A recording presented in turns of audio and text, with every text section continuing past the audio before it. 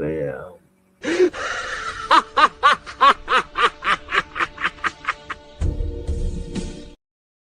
Oh man. Well, cool. We're live, and I hear like a weird like steampunk machine trickling in the back. So somebody's got a Did he take this away? wobbly GPO. We're live, by the way. What? No, I'm just trying to. Video's gone. For some reason, it's not showing up listed in his live streams. But yeah. Uh-oh.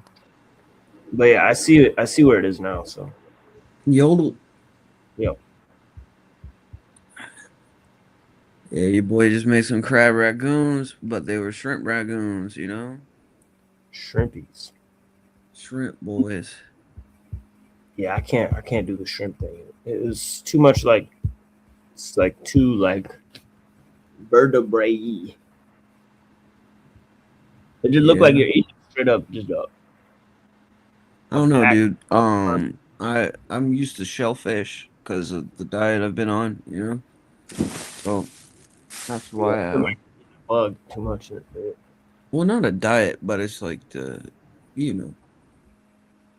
fast rules. Saint Benedict's rules. Nice.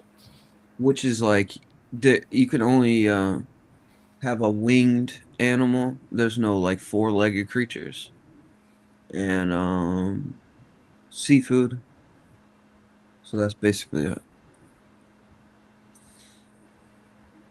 Well, there he goes. But what's going on? I thought he was gonna share the screen. Oh, look at that! Now it's doing that weird thing. Hold on. Oh, let's see if. Oh shit, man! This is weird. I think it might be because Neurojack's running this shit through his phone. We can hear each other. Can you hear me? Yeah, I had to switch to default MacBook audio. So, what? So what it does is when he leaves, right? For some reason, it changes the audio setting. That's what it was. Which I don't understand why it's doing that, but I figured it out. So you were right, actually. It was on my end. I wonder what my audio is right now. Oh, my audio is not even my shit. All right, there we go. Yeah, it just changed my audio shit too. See, that's what I'm saying. Is like when he leaves, there's something like an inward setting that immediately changes your audio. Fucking son of a flapjack. Flip flops. What's up, Neural Crack? Yeah, we just been here like for 3 minutes. If you want to share the screen, I could get this rolling. Oh wait, I could present, huh? Yeah, boy, I could. No, not you. Now. Oh, okay. I'm talking about. What do you mean, not me, dude? I'm gonna present now, bro. I don't think you can. I think only Neuro can or whatever. Well, why does it give me the option then? It's an option that he's got to press a button to like do some shit. Oh, okay, I see. Yeah, it's on some craziness. Yeah, I'm gonna show my books at some point. The next stream I do, because I got them all over on this thing, and I'm gonna go through a bunch of books. Like, my plan for a show is like to kind of go through all the important books I think people should probably take a look at. You know what I'm saying? And like discuss some of them and maybe like open them up and go through them. Yeah, I see what's happening here. He's not connecting. So he's just not connected. It's just like we're just here in a studio.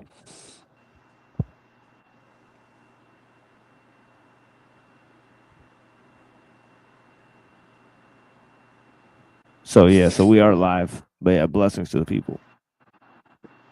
What up?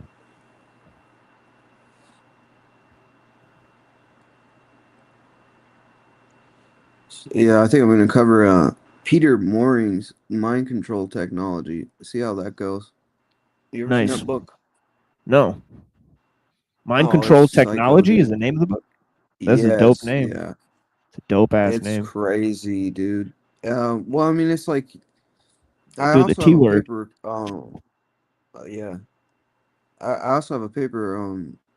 Silent weapons for quiet wars that was found in like a Nice. Yeah, I love that. Yeah. Yeah, I got like a little outro to my it show. was like found somewhere crazy, dude. Like the way they Yeah. found that paper, it was like in a Boeing. I don't know. It's weird. Yeah, sorry, my internet's really bad, so it's It's taking. all good. I figured that. Yeah. Yeah, I don't know what's going on. Like the service out here has been really weird the past like 3 days. All right, cool. Yeah, it's probably those Yeah, it's because invisible you. flying crafts. Like, like it's probably got Yeah, something to do with those. they're sucking up the Wi-Fi. Yeah, you guys saw that. I'll share that on the screen later. But yes, the UFOs I saw today are pretty out of control for sure. Yeah. Yeah, like they get any lower, our goose is cooked. Yeah, let's see what happens. All right, so all right, I'm gonna play this. Oh wait, whoops. Trap of transhumanism. It's not just like completely utter crap apotheosis, which it is. But the trap of apotheosis is that it's never good enough anyway. You could never reach it because you're always trapped in your constraints. It's like Protestantism, but the authority is nature and the world. Okay, so there you go. So you got a interesting set of values here. You got Gnosticism, Protestantism. So I don't understand how transhumanism could be both Gnosticism and Protestantism. Like I think those are at the very least somewhat distinct sets of beliefs, even though they may intersect at key junctures, right? Such as the fall of man and antinomianism and the libertinism and all this stuff. So it's interesting. I wonder if he'll make that connection, right? Because you could go that route. Well, I mean, if his argument is if it like these ideologies develop from like a core rejection of Christianity and the Renaissance or something, is like that the argument? Because if it is, then that makes sense. I don't think he said the right, Renaissance, but yeah. But he did say something about how most rejection of orthodoxy resembles Gnosticism. And then he's going to get that. Yeah. I guess that's true to an extent, because I think that, like, as far as Protestantism is concerned, right? Because we like what we covered with Luther and the Rosicrucians, like, and the connection between Freemasonry and the Nicolaitans, like you could make that argument. But what the argument I would make instead of like conflating them under the term of Gnosticism I would say that they are part of the anti-Christ spirit in general, right? Like it doesn't necessarily have to be Gnostic to be anti-Christ. Yeah, I would say like there's distinct heretical like for example, Gnosticism, Marcionism, and Montanism. Right? These would be three distinct classes. Like for example, right? In Gnosticism, right? They have a sort of syncretistic belief, right, where they combine elements of Zoroastrianism. They combine a bunch of different ideas. Sometimes ideas from Plato, sometimes ideas from Judaism, right? So you got three distinct things going on there. You got Judaism, you got Plato, you got pagan redoing of certain Zoroastrian views and all this type of stuff. Now in Marcionism, right, Marcionists, they reject the law and they reject the Old Testament. They even say the Old Testament God is evil, right? but they don't claim that knowledge can save you. They claim it's salvation by faith alone. Right? So so they have a distinct creed than the Gnostics, and then the Montanists, they believe in a sort of Pentecostalism. Right? So they believe you can get revelation if the Holy Spirit descends on you. Right? And they have a bunch of prophetesses, and they got women and men praying together, and it's sort of a different sort of situation. Right, than a Marcion or a Gnostic. Right. I got something on Marcion here. It says Marcionites, Marcion, a native of Pontus, was the son of a bishop, but having corrupted a maiden, fled because he was excommunicated by his father. Coming to Rome, he then asked repentance from those who were there in charge of the church, but not having succeeded in this, he exalted himself against the faith and began to teach about three principles: good, just, and evil, and that the New Testament is alien to the Old, and to him who spoke in it. He and his Marcionites reject the resurrection of the flesh and admit not only one baptism, but two and three after the falls. They baptize others for the catechumens who have died. They also allow women to administer baptism without hindrance. The connection between the Marcionites and the classic Gnostics, I would say, is like it's the same principle that, you know, only these select few can understand this secret doctrine, whereas like Christianity teaches like all men are capable of salvation through the faith, right? So in that sense, like we would lump them in together, not that the distinctions don't matter, but rather Right. they're under the same umbrella of heresy, right? Right, because sort of the Montanists would say that everyone can attain the same thing. There's no like secret, gnosis, right? So, because everybody's just like in the church, they're just like, it's like Pentecostalism where you get the Holy Spirit in you, and you get visions and stuff. And this is what we were reading in 14:14, right? Of 1 Corinthians, right, where Paul's sort of critiquing this concept.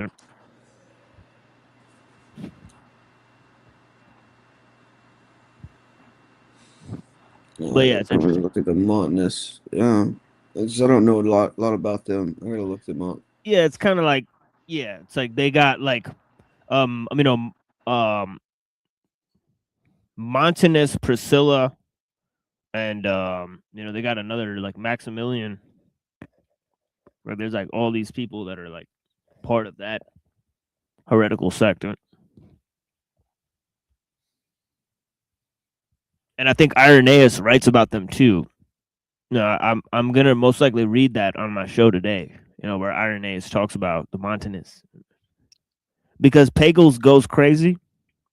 She starts making speculations that Gnosticism is the same as the Jewish Kabbalah. It's crazy. And I'm like, okay, this is a pretty interesting passage. Like from this book, she's admitting a lot of weird stuff.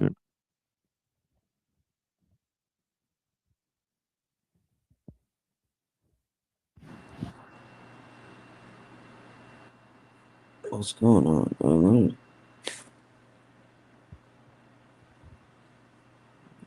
What's going on here? Okay. Montanus.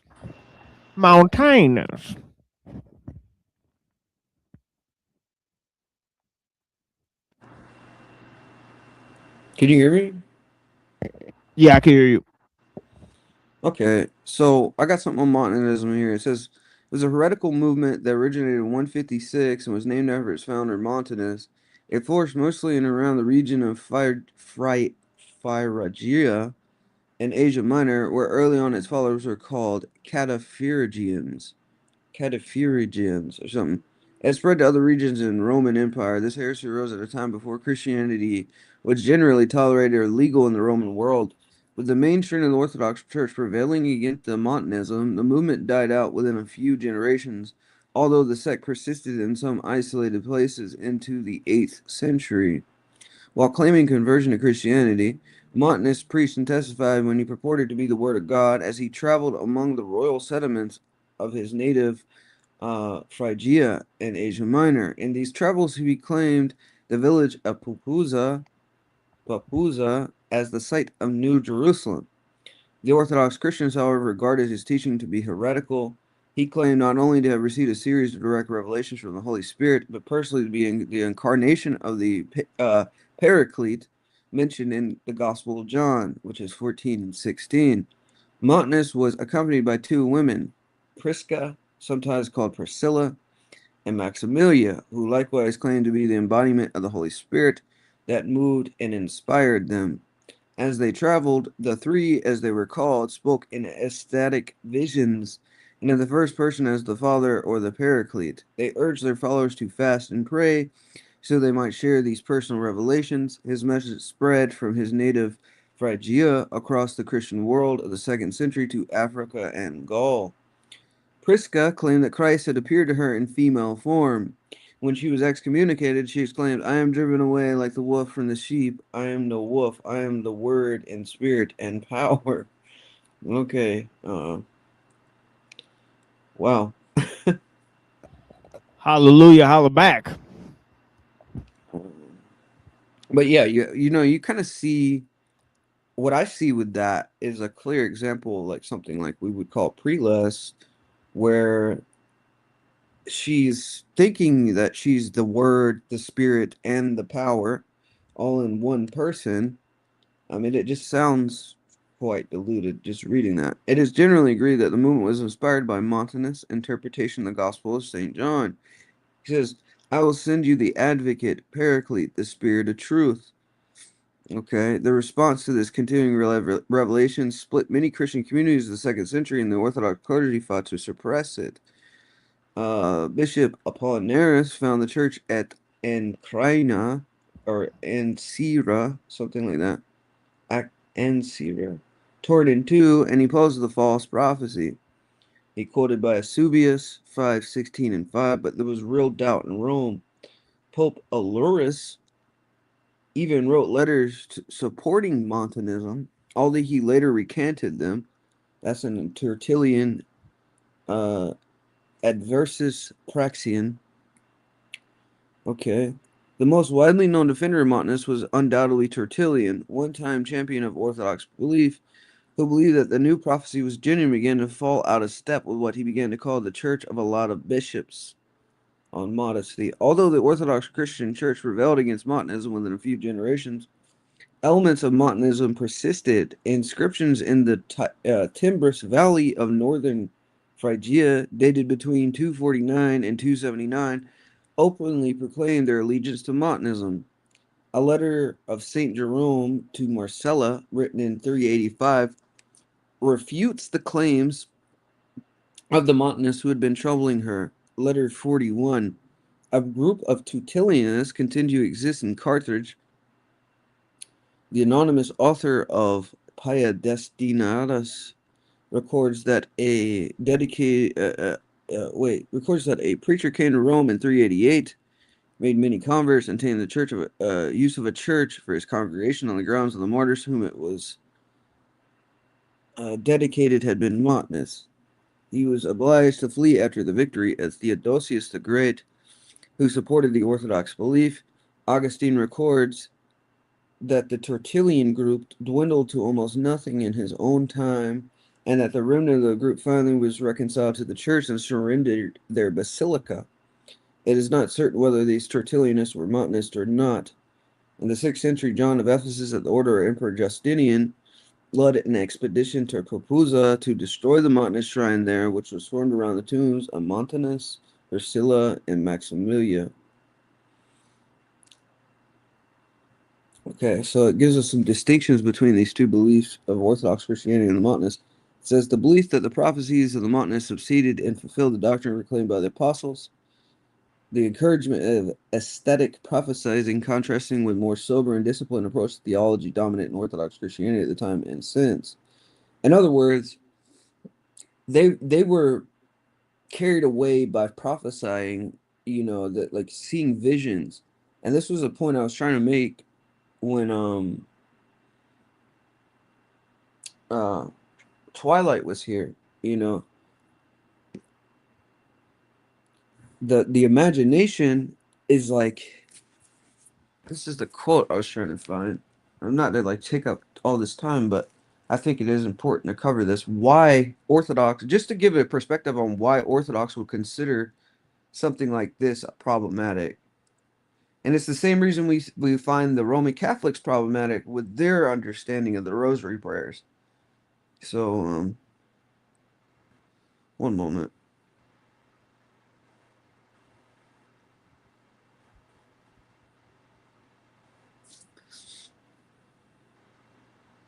So this is something that Father Seraphim Rose said. He said, in a conversation, Father Seraphim explained the use of the imagination in Western spiritual systems of meditation while saying the rosary, reciting the stations of the cross, or doing the spiritual exercises of Ignatius of Loyola was not compatible with Orthodox spirituality and was forbidden because imagination came into use only after the fall of Adam and Eve.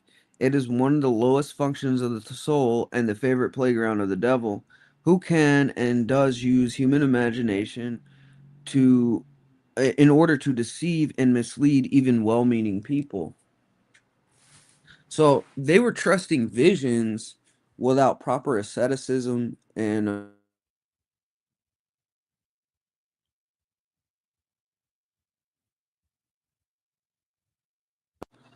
they were trusting visions without proper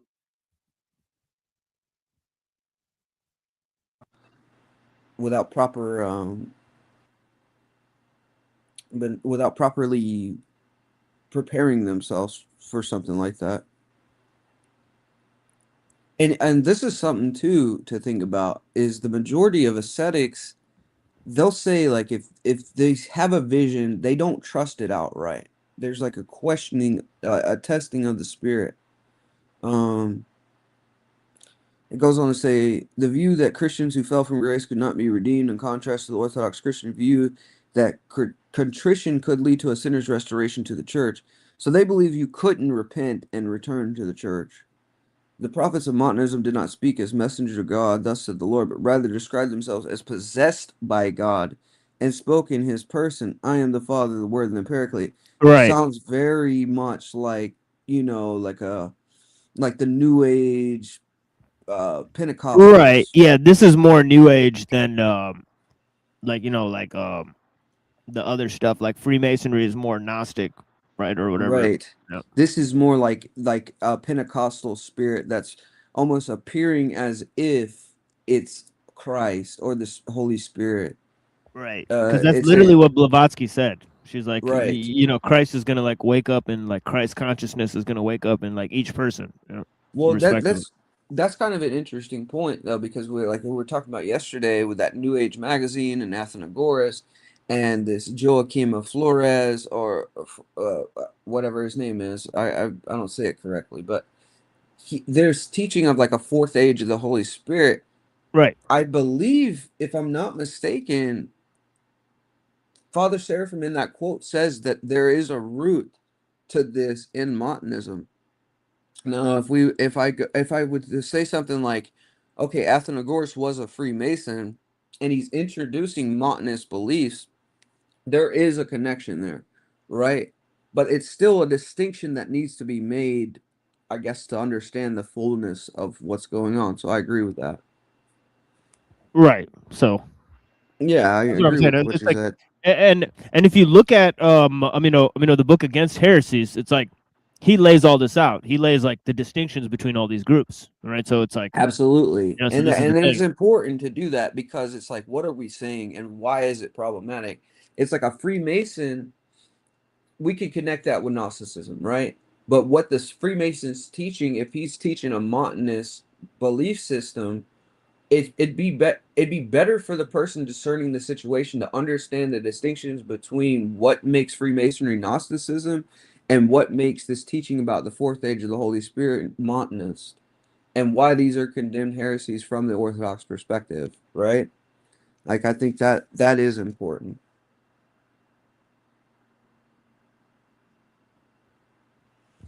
Yeah, it Uh, certainly helps boost your sensitivity to the issues and it gain it guards a you. level of historiography, right?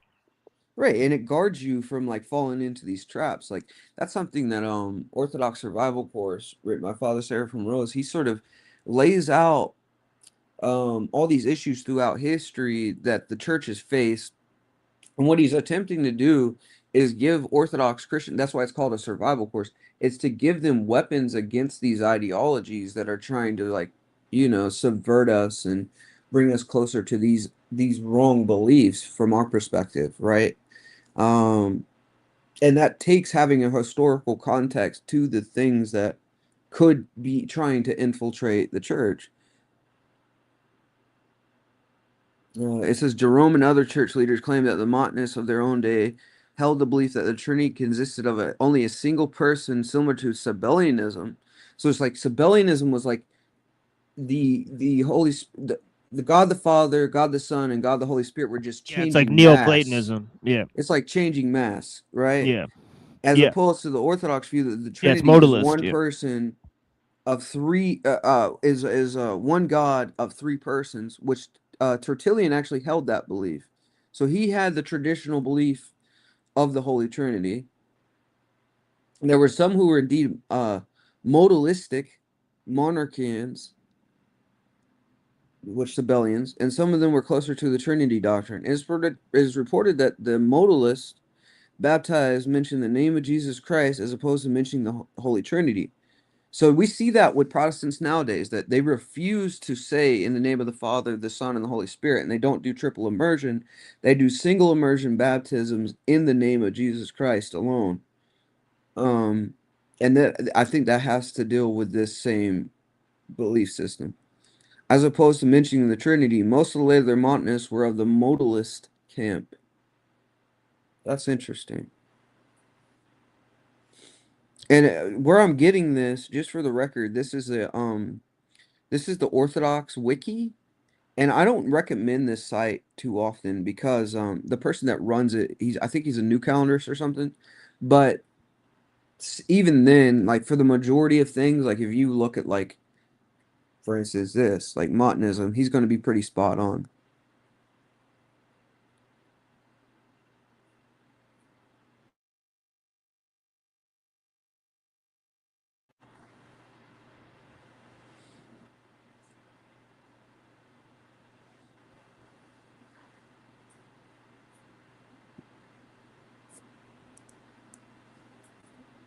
Oh, you see, Eusebius wrote about this in his Historia Ecclesia or Ecclesia or something.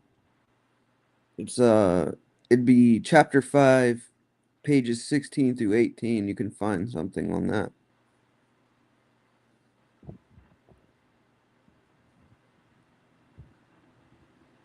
Yeah, it's interesting. Oh, they got a page full of heresies here, and like I'm right here. I'm like Bogomilism, Apollinarianism, Apathartodocetism. Wow, dude. I wonder what that is. Okay, there's this heresy Donatism. Have you ever heard of this? Yeah, I've heard of it. Yeah, but I'm not This is sure what. what the World Orthodox claim we true Orthodox are. So what it was is, this is super interesting. So the Docetists basically said that the bishops had to be perfect. Like they couldn't sin. There couldn't be regular sins, right? Like they absolutely had to be perfect. And if they were perfect, they couldn't be a bishop. And Yeah, yeah, they were super ascetic. yeah, like they were Yeah, sectarians, right? yeah, I heard about this. Well, see, the World Orthodox claim we're like this, but they conflate heresy and sin. So a heresy is separation from God, right? And that's understood like within Orthodox tradition, that the moment someone falls into heresy, this is another level of a sin. It's still a sin, but it's I like the blasphemy of the Holy Spirit is the yeah, I think unforgivable sin. yeah, I think maybe the Ebionites were Docetists, or I could have that confused. But Donatism. This is yeah, Docetists. Donatists. Yeah, yeah, sorry. Yeah, Donatist. Yeah. So yeah, they might have been. But this was a heresy that St. Augustine was kind of going against. Well, the World Orthodox claim we're this, And what they say is they conflict. They say that the humanists are only sinning, right? So this is how they play it off, and that changing the calendar was just a sin. It wasn't a heresy. So there's nothing. So it was wrong for us to break communion over just a sin. But it's like you're saying a Freemason who's making reforms in the church is just sinning, and that's not heresy. You see what I'm saying? So they try to conflate these two things, heresy and sin.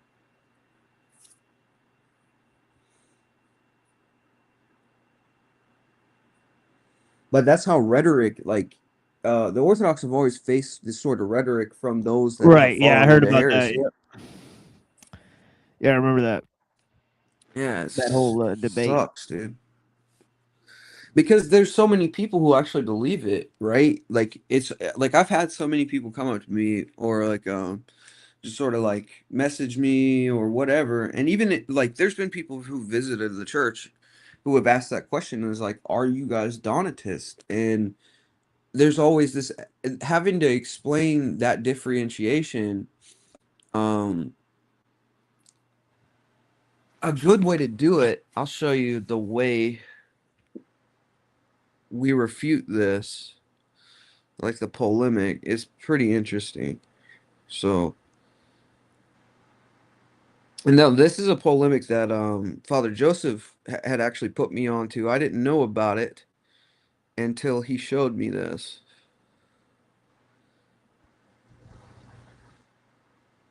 It's brilliant.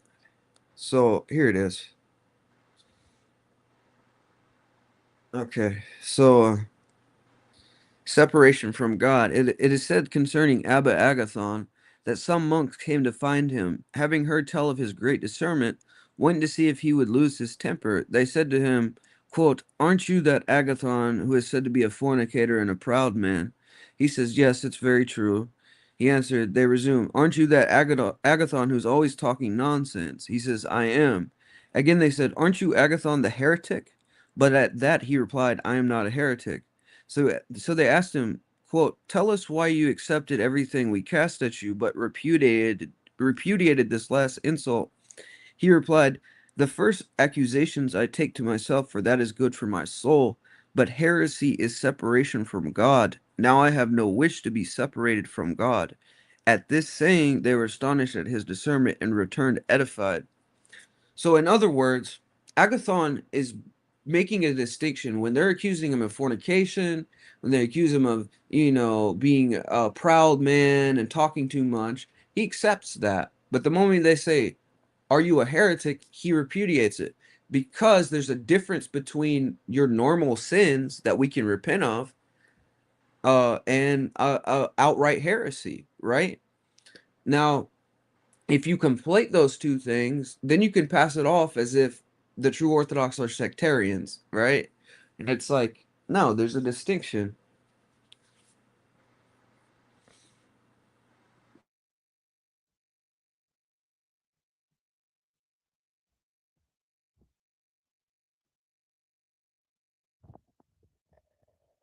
Yeah, because it helps clarify the belief system. Because and actually, you know what? Some of those, like I'm pretty sure I've heard like Twilight say that he's gotten information from Irenaeus because there's just no information from the actual people themselves, right? So yeah, What, it's on like Gnostic beliefs and things? yeah, Yeah. yeah, like Yeah, he's so because they're the carefully ones who described these document it. things.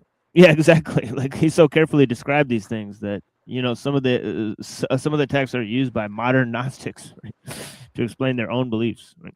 Which is just astounding, right? Well, yeah, I mean, because they were like, they're the only ones who documented it, and you get pieces that they don't.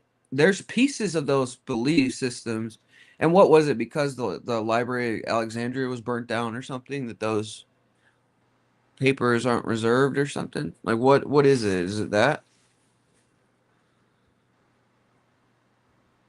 Right. Yeah, they're missing the the texts that are in question. Right. And so you have Irenaeus who had the text, and he's reading from them, like documenting it, as that was going on. I'm sure you could go to St. John in Damascus and do the same thing. Because he does, if I'm not mistaken, he's got an entire book just like Irenaeus, which is like a continuation. And there's another number of fathers who did that, like sort of were in the same line of polemic writing as Irenaeus. So I have this theory that you can like look at the liberalism and how they're trying to spread the universalist message in all these traditions and make them more accommodating towards each other. And you can see the spread of capital, like in different countries. Maybe you can create like a kind of, I don't know, statistical method and make a prediction. I think they're just, trying to like, Orthodox Church, make it more liberal, make them more inclusive. Same reason why they have inclusive diversity in Google. There was a leaked document from Google where they were talking about wanting to promote inclusive diversity because they want to, spread the capital and also make people more dependent on the fragile artificial system and stuff. So I could I give you a think history on that, actually, like if you want. Go ahead, though. so. It's like a coordinated effort with these UGOs, NGOs. My bad, NGOs. So NGOs are working for stuff like UNESCO or working for like the UN and stuff, so they can like Absolutely. yeah And they're paying off organizations like the World Council of Churches. yeah And yeah. so so all these churches are taking those fundings and they'll kind of like, repeat the propaganda that's being pushed to continue the funding. Like that's really it. Um, and it started in the 60s. See, a Freemason had come up with the idea of the World Council of Churches, and he used a Greek word, economia, um, or an ecumenical council to sort of conflate the idea of an Orthodox ecumenical council where all the local churches come together to make a decision. And he said, all Christian churches are going to come together to make a decision in a one world modernist religion. Um, but yeah, John Mott was the first guy to sort of introduce this, and he was a Rothschild funded guy who I think he was like something to do with the YMCA, something like that. I gotta look it up. John Mott.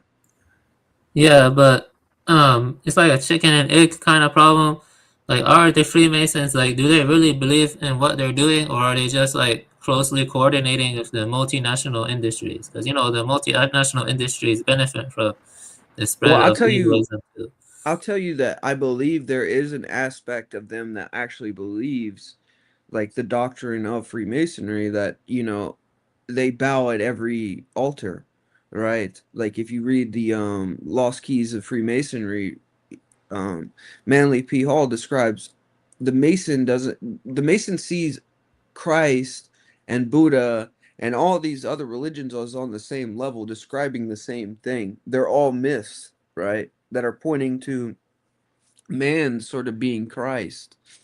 Um, in this book, Athanasius, the Church of Our Time, Bishop Rudolph Graber quoted a Freemason who declared that, quote, the goal of Freemasonry is no longer the destruction of the church, but to make use of it by infiltrating it. So I believe they do see benefit in infiltration of the church, and I do see the Montanist belief that there's a fourth age of the Holy Spirit that's being taught by bishops like or patriarchs like Athenagoras and his the person that took over after him, Demetrius and Bartholomew, who are Masons. I believe they do believe that doctrine. It's like the perennialist doctrine, basically perennialism. Yeah. Absolutely. Yes. And But that's doesn't carrying it over Twilight from argue? Masonry. Doesn't Twilight argue similar things? So he does have similar beliefs. Yeah, exactly. Yeah. That's my question to him is like if you're against these elite organizations and you're against Freemasonry and you're against all the New World Order as he says, why does he have the same belief as them? And I think a lot of people need to ask themselves that question from this generation because they're so quick to fall into Gnosticism. But I would argue the reason that they are is because the propaganda that's been perpetuated by Freemasonry.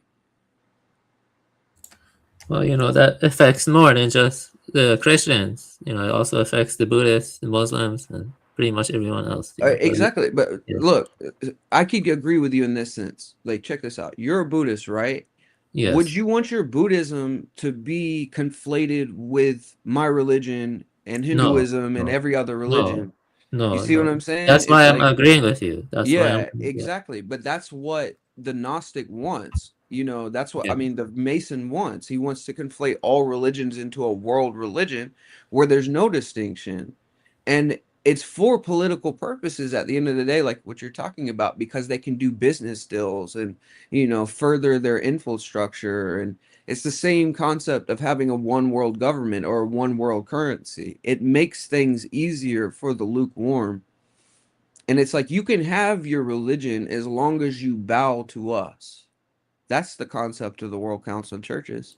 Yeah, I mean, it's pretty obvious. Yeah, I mean, like you give more pertinent details though. So yeah, but the World Council of Churches and other stuff, it is kind of strange how there are lots of Gnostics and there.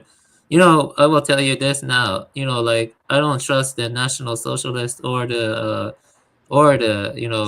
Anglo capitalist, or whatever. You see, all of them are united by wanting to project power. And when you want to project power, they utilize tactics like, I don't know, creating a universal narrative. You see what I mean? Right. Yeah, that's how they Where do it. everybody can fit under one umbrella. And Eustace Mullins says like fascism, communism, capitalism all came out of the Frankfurt's out of Frankfurt, Germany, at the Rothschild house or something like that. Like I can't remember exactly what he said, but I mean I kind of believe that, like that, that just in the same way the communists are willing to fund, neo-Nazis or whoever to accelerate their goals of destabilization of a nation, why wouldn't the bankers be funding both sides of a war if they're guaranteed their return? If each of these let's say gangs, because that's really what they were, like the Bolsheviks were a gang, are accepting funds from these bankers, and it's like they don't care who comes out on top because they get paid either way. They're guaranteed their return in some way, right? And I think the end goal for them, it's like who cares if these nations fight or these people fight as long as we have control of the money and the resources. And that's something the Rothschild said. He's like, I don't care who runs or is like the prime minister of a nation. It's who has control of the resources. Yeah, I agree. I read several thinkers, I always thought it was weird how, Guanon and Evola are perennialists. I think perennialism is stupid, like it's and also it's fishy too. Like they do get some truths, but they also mix it with lies, I mean. I don't lie, think that yeah. I think there is a level to it where it's like they don't necessarily believe in anything. I think they're humanists at their root, right? And I think they'll believe anything that furthers their agenda for control over the world. Yeah, That's right. it. It's not actually a spiritual belief, but it's useful for the Zionists, for example, to make it out this myth that the collective Messiah has to control Israel and the world. You know what I mean? That's useful to have a spiritual belief like this, or pass it off as a spiritual belief, when in reality it's not based in anything. Like they just kind of made it up, you know. Yeah, there are different levels of this anti-modernism. I think the level you approach it from is a valuable, important one. There's another level where the data level, the technological level, like Klaus Schwab, he said data, or forgot who it was, where I read it, I have to remember, but data is more valuable than the products they produce now. You see, I mean, we live in a kind of data monopolization era. AWS and Azure, You know, they have like data centers in Europe, Asia, America, and they're all connected. You believe that? They're all gathering data from the cloud and storing that data. And, you know, it's like they're monopolizing data. And that really accelerated around the time of 2019. You know, so that level is also important. Like most people don't know about it. Like, you know about what I'm talking about, cloud computing, or not really? Like, I Yeah, don't I know a know. little bit about it. I Yeah. mean, didn't Snowden kind of expose some of that stuff too? Like, I don't know. Uh, Are we no, talking about the same one? Snowden was focusing more on like the government level. You see, like I forgot the name of it, but that's kind of different from the Amazon and the Microsoft level. You see, I those see. guys, I see. It's like yeah, the corporations are gathering this yeah. for a particular purpose.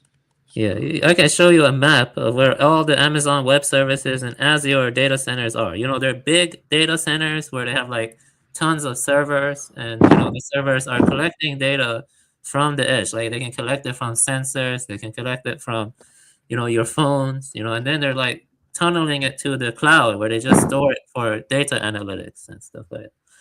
You know, and more people don't know about it. You see, you know, the problem is AI.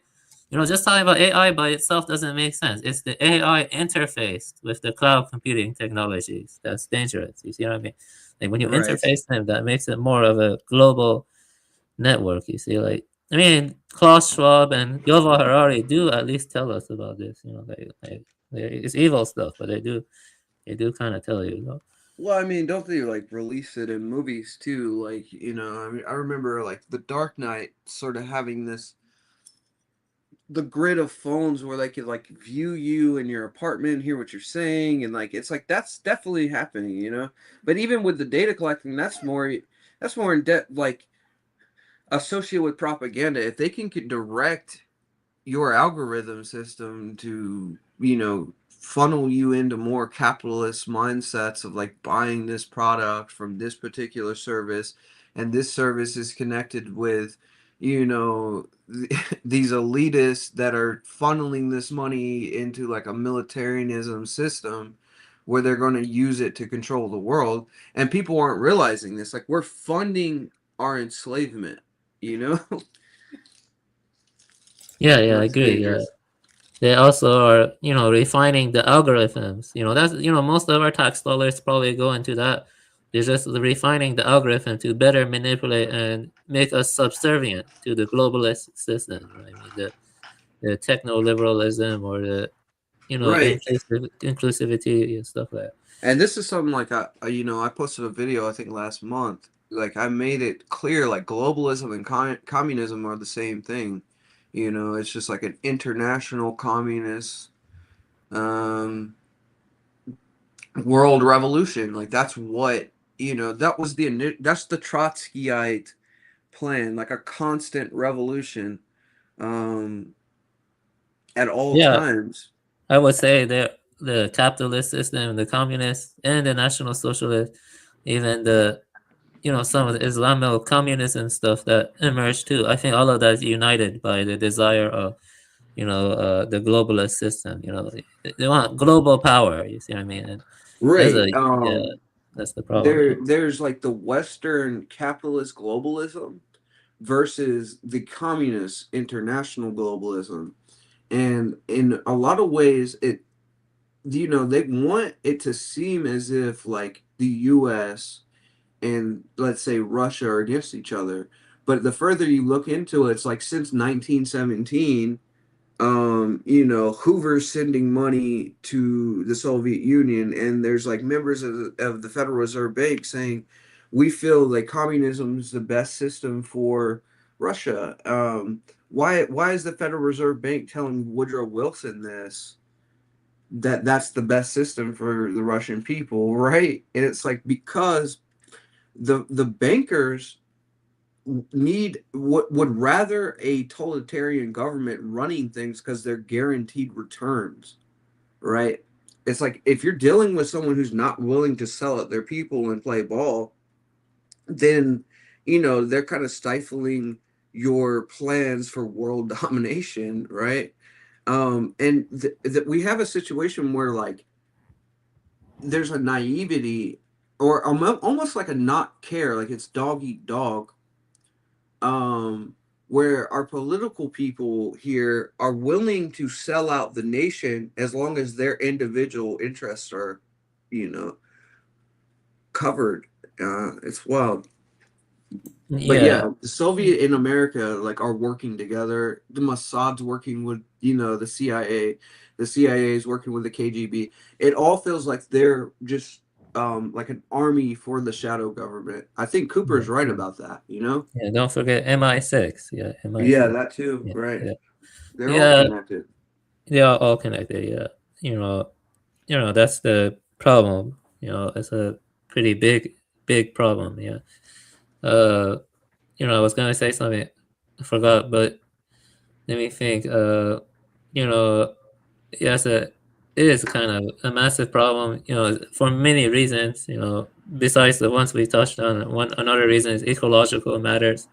It is very unsustainable. I mean, it's When you look volatile. at we're already in like a communist system and we don't even Yeah, realize it. yeah, It's like the propaganda has got us to the point where we still believe like this is a free country, that we're capitalists and all this other stuff.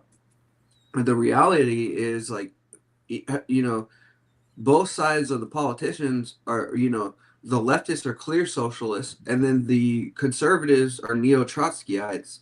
So both are socialists. You know what I mean? Like they're commies, and we don't realize that. yeah, And, yeah. and we're dealing with like a corporate globalism where it's like corporations are pushing us towards this enslaved system. Let me ask you a question. Yeah, BlackRock and Vanguard, they have been yeah. going around and trying to buy people's properties. And I think what BlackRock and Vanguard are responsible for is like the influx of immigrants and also a lot of work because they're trying to make house prices unstable or something, and they're They just trying did to that in push. Russia. Yeah, they did it to Russia. They're trying to do the same thing to America, so that way they can swoop in and buy people's properties, and and then they have a renting I'll economy put it or this way. During BlackRock. the Bolshevik Revolution, there was a question asked to one of the Rothschilds, like, aren't you worried about, like, the Bolsheviks destroying your homes or whatever? And, like, no, we're not worried about that at all.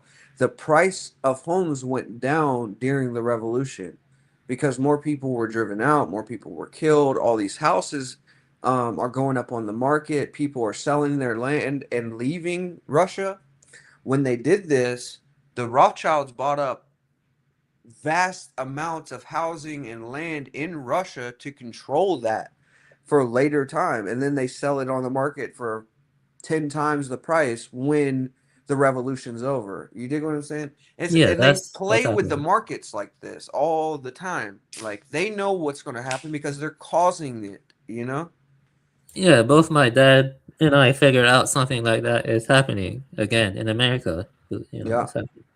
Yeah, Mullins talks about that actually. I mean, if you look at I have two videos from Eustace Mullins, the magical money machine, where he covers the Federal Reserve Bank. And now this is him going to. He went to congressional records to figure out his stuff on this issue. And then he's got another video I posted. It's called The New World Order. He wrote a book called The World Order, where he covers sort of like the Federal Reserve System and how they're manipulating the markets. Yeah, it's worth a watch. But he relates it yeah, back with Russia the same way. Like yeah. Give me that. I'll look into that later. I have looked into this stuff a bit, I'll but I post it. want to look into more. Yeah, thank you. Thank you. Yeah, Yeah, there's yeah. It's a mess. Mullins is real good with it. There's another guy, Anthony Sutton. Anthony Sutton, he's got a couple books on like the trilaterals over Washington, Skull and Bones, like this type of stuff, like how the Bolsheviks were funded by the you know the Warburgs and the Rothschilds. Same with the Nazis. Like there's a connection between all this, and that if you really think about this, how are we supposed to believe, like a case with like in Germany, how are we supposed to believe this guy if the world's run by the Jays at this time, right? and the Germany was at that time as well. Like they had control of the banking system there. How were we supposed to believe this guy just got set up over Germany without any problem, without an assassination or any of that? Like, you know, if the Mossad and the Zionists are so strong at this time, why would it be problem? How could he get in his place? I guess that's the question nobody asked, and the answer is because they put him in his place. You know, He got loans from the Bank of England, I think so. which is Rothschild. That's Yes. Rothschild money. Yeah, I You know, and Yeah. but I mean they wash it so he could get it from like the Warburgs, you know, or Cohen Loan Company. These companies were Rothschild employees. Like, for instance, for a long time there was talk that the Rothschilds didn't own anything in America. Well, in reality, they had the Cohen Loan Company, Loeb Company, as their face. So it's a different name, but it's still Rothschild owned. Yeah, that's it's basically it comes down to these wealthy families like Rockefellers, DuPonts, Rothschilds. There are a couple more. I think one group that tends to go, unanalyzed by people like you are the black nobility. Though those guys are like Pallavicinis. You know about the Pallavicinis? Those guys are kind of fishy too. Or the Dio Brandis. You know about the Dio Brandis? Well, yeah. Well, like in Italy, there's like 4 Yeah. or 5 families that control the papacy, and that would be known as the black nobility, if I'm not mistaken, right? Yeah. They're called like Pallavicinis, and and also Dio Brandinis or something like that. I think that's what it is. Yeah. I mean, Mullins covers that as well. I mean, he talks about that a little bit. I think even then though, it's like they're all working together. Like Yes, they're all you're working not you don't get to that level without, I guess, like crossing lines with those people. Yes, they're all working together basically because of the common interest of expanding their power, and so they do stuff like spread liberalism across the world. It's possible they want to change their strategies in the future, though. So I don't know, like what. Well, I mean, so a lot of people say things like, "Well, it's not the Jays; it's these secret brotherhoods, Freemasonry." And I would say, like, to be honest with you, B'nai B'rith and the Rothschilds are at the top, right? I think Rothschild's at the top. I think B'nai B'rith is an offshoot of what the initial Illuminati was from Weishaupt, and it's continued to this day. And what Zionism is B'nai B'rith's political arm, right? It's like this is how the Rothschilds are doing their bidding in the world. So I do think, like, at the top of the pyramid, you're dealing with basically atheistic, humanist Jews. I don't believe they believe in anything, but they I don't sell know. a spiritual belief. Couldn't it be like the top is like they're coexisting with the the Anglo elite or whatever, and because there are some books that argue that Tavistock, about Tavistock, and No, I mean, I believe that they're working with them because working they said, like Herzl said, he said those pigs, the Gentile Masons, don't even know what what they're working for or something like that. And I believe what he was talking about was B'nai B'rith, because all other lodges are subservient or beneath B'nai B'rith, which is the Jewish Masonry. That's at the highest point. Like, and I think they'll accept Gentiles, or you have to be half Jew to even join. It's something like that.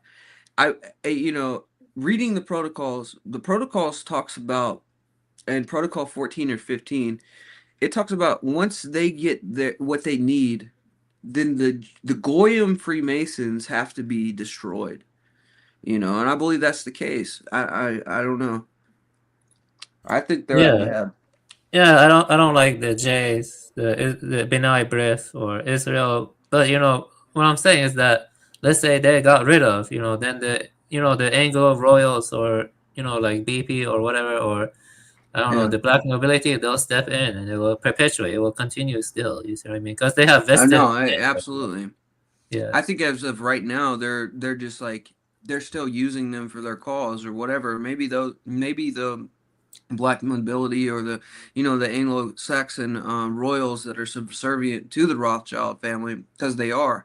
You can find pictures of like one of the royalty getting poked in his chest by one of the Rothschilds. Yeah, I There's saw a that. picture Yeah. like that.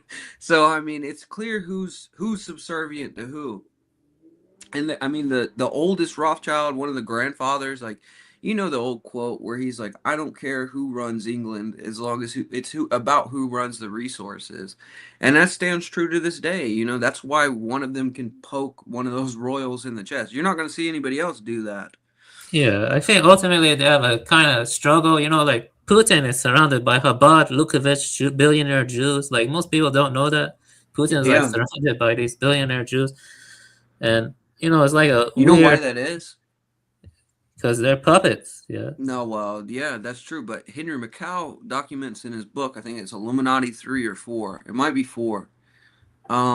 He says that Putin was actually raised by a Lubavitcher. Like, it's something like that. Like, he was raised in a Lubavitch household.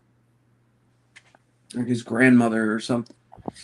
Yeah, just like Stalin. This is proof that that's what it is. That he might have been a Jew. That's what it is. Yeah, his father, he's like a Jew from Georgia, his right? grandmother worked for Stalin in the kitchen or something. There we go, dude. I think like Gurdjieff and Stalin might have met. Isn't that weird? Yeah. Well, Stalin, Tito, Freud, Hitler, and all of them were in Vienna at the same time. Yeah, the last 100 years or so, a lot of, or maybe more than that, a lot of conspiracies are true. Like, there's lots of, like, you think they're actually fighting, or like the narrative they tell you is true, but in reality, it's like the chase, or Well, look, like you got the picture of Woodrow Wilson, Churchill, and Stalin shaking hands, cross-armed like Freemasons. And supposedly what Cooper says is like at that moment they decided that after that Stalin would be the next enemy or something like that in the world's eyes. Like they have to perpetuate the wars to keep the military industrial complex going, which is they're using the military industrial complex, all the funds that are going for these wars, to support building their new world order. So yeah, I agree with you on that. I would say they already have built the new world order. They're just trying to strengthen it more now, basically. Like it's gonna get to a point where it's just like a complete lockdown, like communist global gulag. Yeah, I mean, near my house, they built a bunch of commie blocks, like ugly looking houses, like stacked. It wasn't there 10 years ago or 8 years ago. They built it because my area became a college town and they want more immigrants and more people going to the college and blah, blah, blah. And so the area is now more like densely populated and crowded. I mean, it's more crowded right now. Yeah. They're setting up their worker bee farms, man. And Yes. and that's why they don't. I think there is a depopulation goal there, but there still has to be, like, they want worker bees. They need people like to make their things, So I think they're going to perpetuate that, like whatever they can do to keep the system a well-oiled machine leading nowhere. I'll be right back. Yeah, it does seem that way. Yeah, I feel.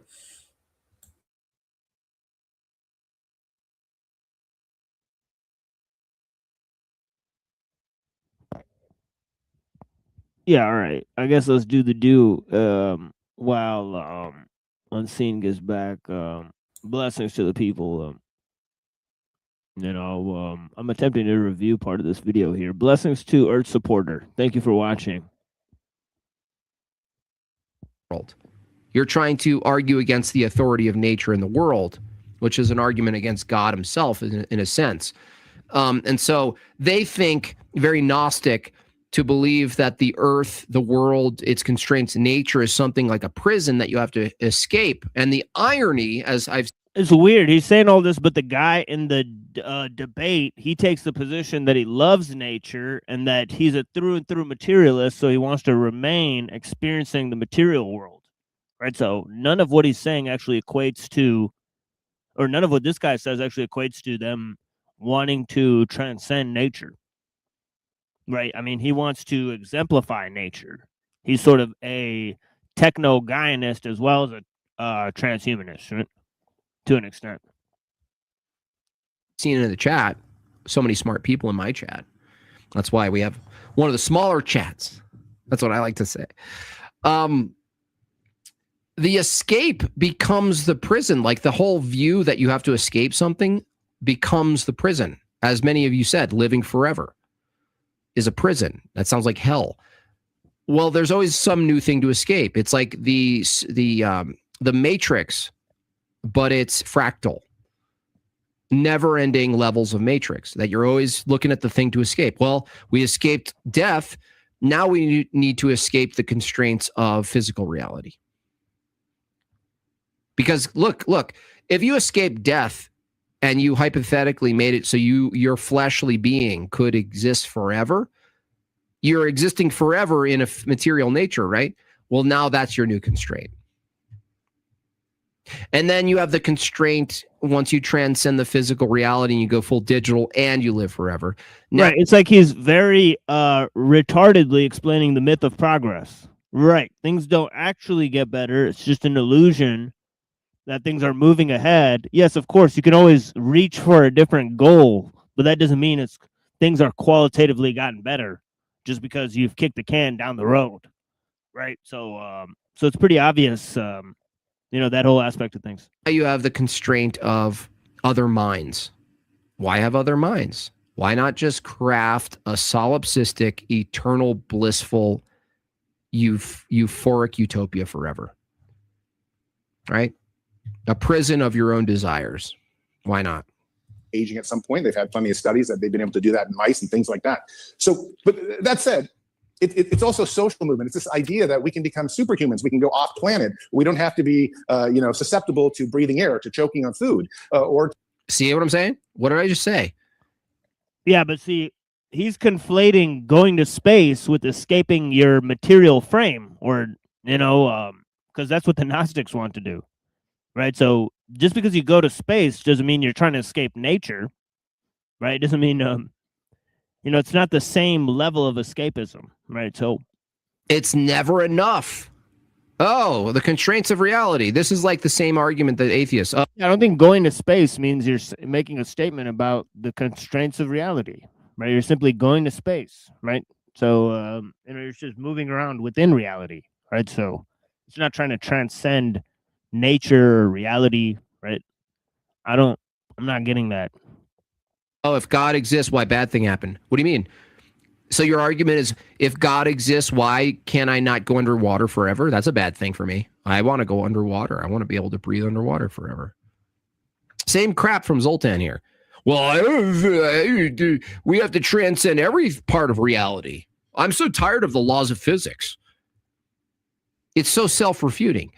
Oh, I'm so tired of, we got to transcend the laws of physics. In being too cold or too hot. Eventually we can overcome these things, upgrade ourselves to become. Oh God, what a gay position. It's like, you know what it is, you guys?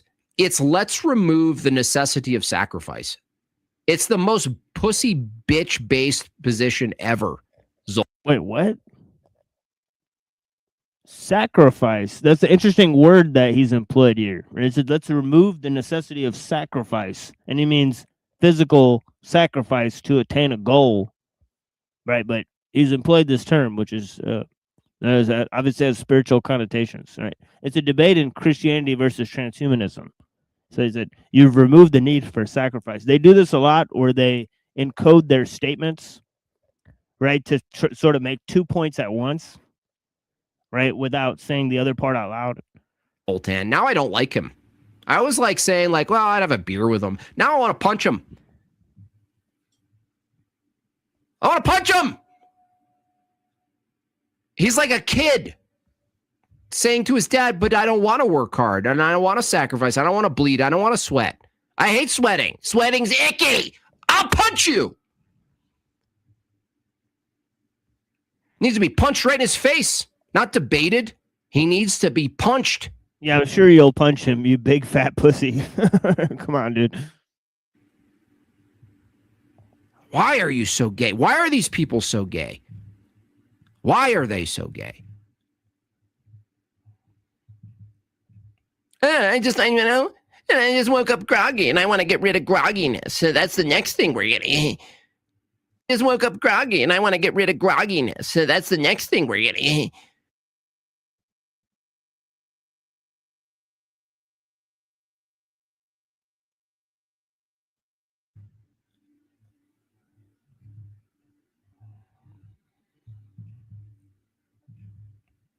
I just woke up groggy and I want to get rid of grogginess. So that's the next thing we're getting.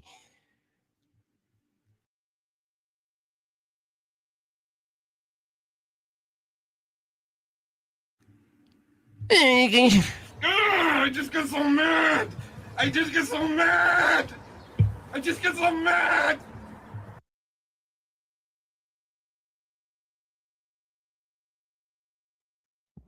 Why he mad? Okay, I've lost like a few IQ points at this point. Why that man mad, bro? I think that's the other ortho thug. That's an ortho thug. The ortho thug.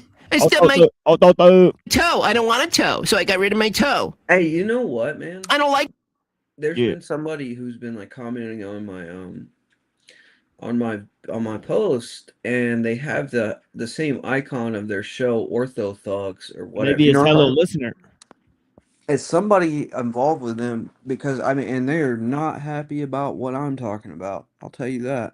It's probably the Jewish guy, Hello Listener, who's hiding behind the fact that he can't say Jew because he is a Jew, so he calls them Amish people. It's a very clever trick.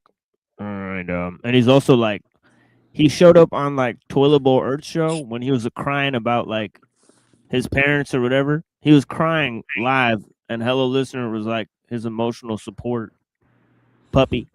So so they got some kind of weird thing. And also I suspect the Ortho Thug show is basically them doing the TBE and EBT bit. Right? Like they're acting like how those guys act on their show. And they so I feel like Jim Bob, watching their show for so long, he was trying to get ideas for his new show. You know what I mean? Yeah, it definitely seems very combative. I know that. Like my experience with the person that has this Ortho Thug tag, the conversations I've had with open surgeonists that are supportive of like the Soviet Union and Right. Stalin and the Bolsheviks, like they're very open about it. It's the same behavior. Yeah, you got to hit them with the the catacomb saints. You got to hit them with the American flag. All right. You got to be like, nah, bro, X out that shit. You're Russian fucking fake ass religion. Get the fuck out of here. Yeah, it's crazy, dude. And they get extremely unhappy if you bring up Rocor history, like if like what happened in 2007, or a lot of their podcasts are getting angry because I've been covering the perestroika deception, which is like this concept that the Soviet Union didn't fall in the 90s. Yeah, I seen that. Yeah, it just took a new name. They changed from being the KGB to the FSB. Like Putin's a continuation of Soviet power. The Patriarch Kirill's still a KGB agent. The KGB is still fully controlling the Russian Orthodox Church. These are all things they deny, by the way. And they say the KGB doesn't exist anymore. Now, why, I mean, this is a talking point coming from Father John Whiteford. And they're pushing those polemics, and like, for instance, I know me and Joel went into one of their rooms one time amongst their people, and Joel had a picture of Russia's catacomb saints as his profile picture, and they put him in something called cringe containment and wouldn't let him speak, because they're worried that all the people they funneled into these discords and like these groups to funnel them into the Soviet Church or their world orthodoxy, if they find out about the catacomb church and true Orthodox and like the narratives they push are lies, they're worried these people will start jumping ship. And my guess is like I believe the Kremlin's funding these talking heads to perpetuate joining the Orthodox Church. And it might be like people like Jim Bob, people like Jay Dyer are actually Masons. I'm willing to say that straight up. Of course, when I went on TBE, he was like, everybody I don't like is a Freemason. But he jumped into the comments. He left the, conversation immediately. They don't want to actually talk about the subject. So Yeah, I still have that recording, by the way. So it's cool. yeah, you've seen how that went. Like he jumped Yeah, right I into did, the yeah. comments and started, speaking from there. And it's like, if you had something to say, why didn't you stay on the stage, dude? And Jim Bob didn't say anything. He just fell out. He fell right out out, the but then he went conversation. in the comments and he's commenting, Yep. like he's saying things to me in the comments. It's like, okay, dude, like, why are you so terrified? Yeah, I seen it. Yeah, like you're afraid, bro. And That's what TBE Dyer and too. EBT doing the slander thing because they were calling Seraphim Rose all these names and Jim Bob wasn't attacking them for it. Wow. You know what I'm saying? So I wonder why that is, Yeah, but because he banned EBT from his chat for insulting Seraphim Rose, and then he brought yeah. him back in his chat. So I guess he's forgiven for the insult. Well, I Crazy. could see why EBT would be angry at a Seraphim Rose because he exposes Roman Catholicism as being a false, heretical religion. Um, but the issue is even deeper than that because Seraphim Rose exposes the world Orthodox for bowing to heretics. Of course, now they're trying to canonize him, and they've got like some commission that's reviewing his life and considering canonization. But if they do that, here's the problem: they're going to have to admit that he considered himself a true Orthodox Christian, and that's why they don't want to canonize.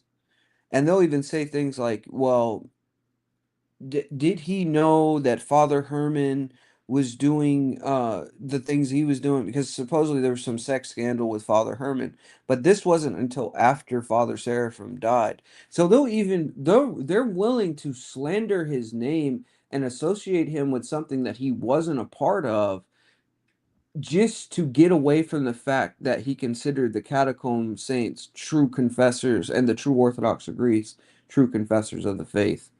That's how deep this whole conspiracy goes, dude.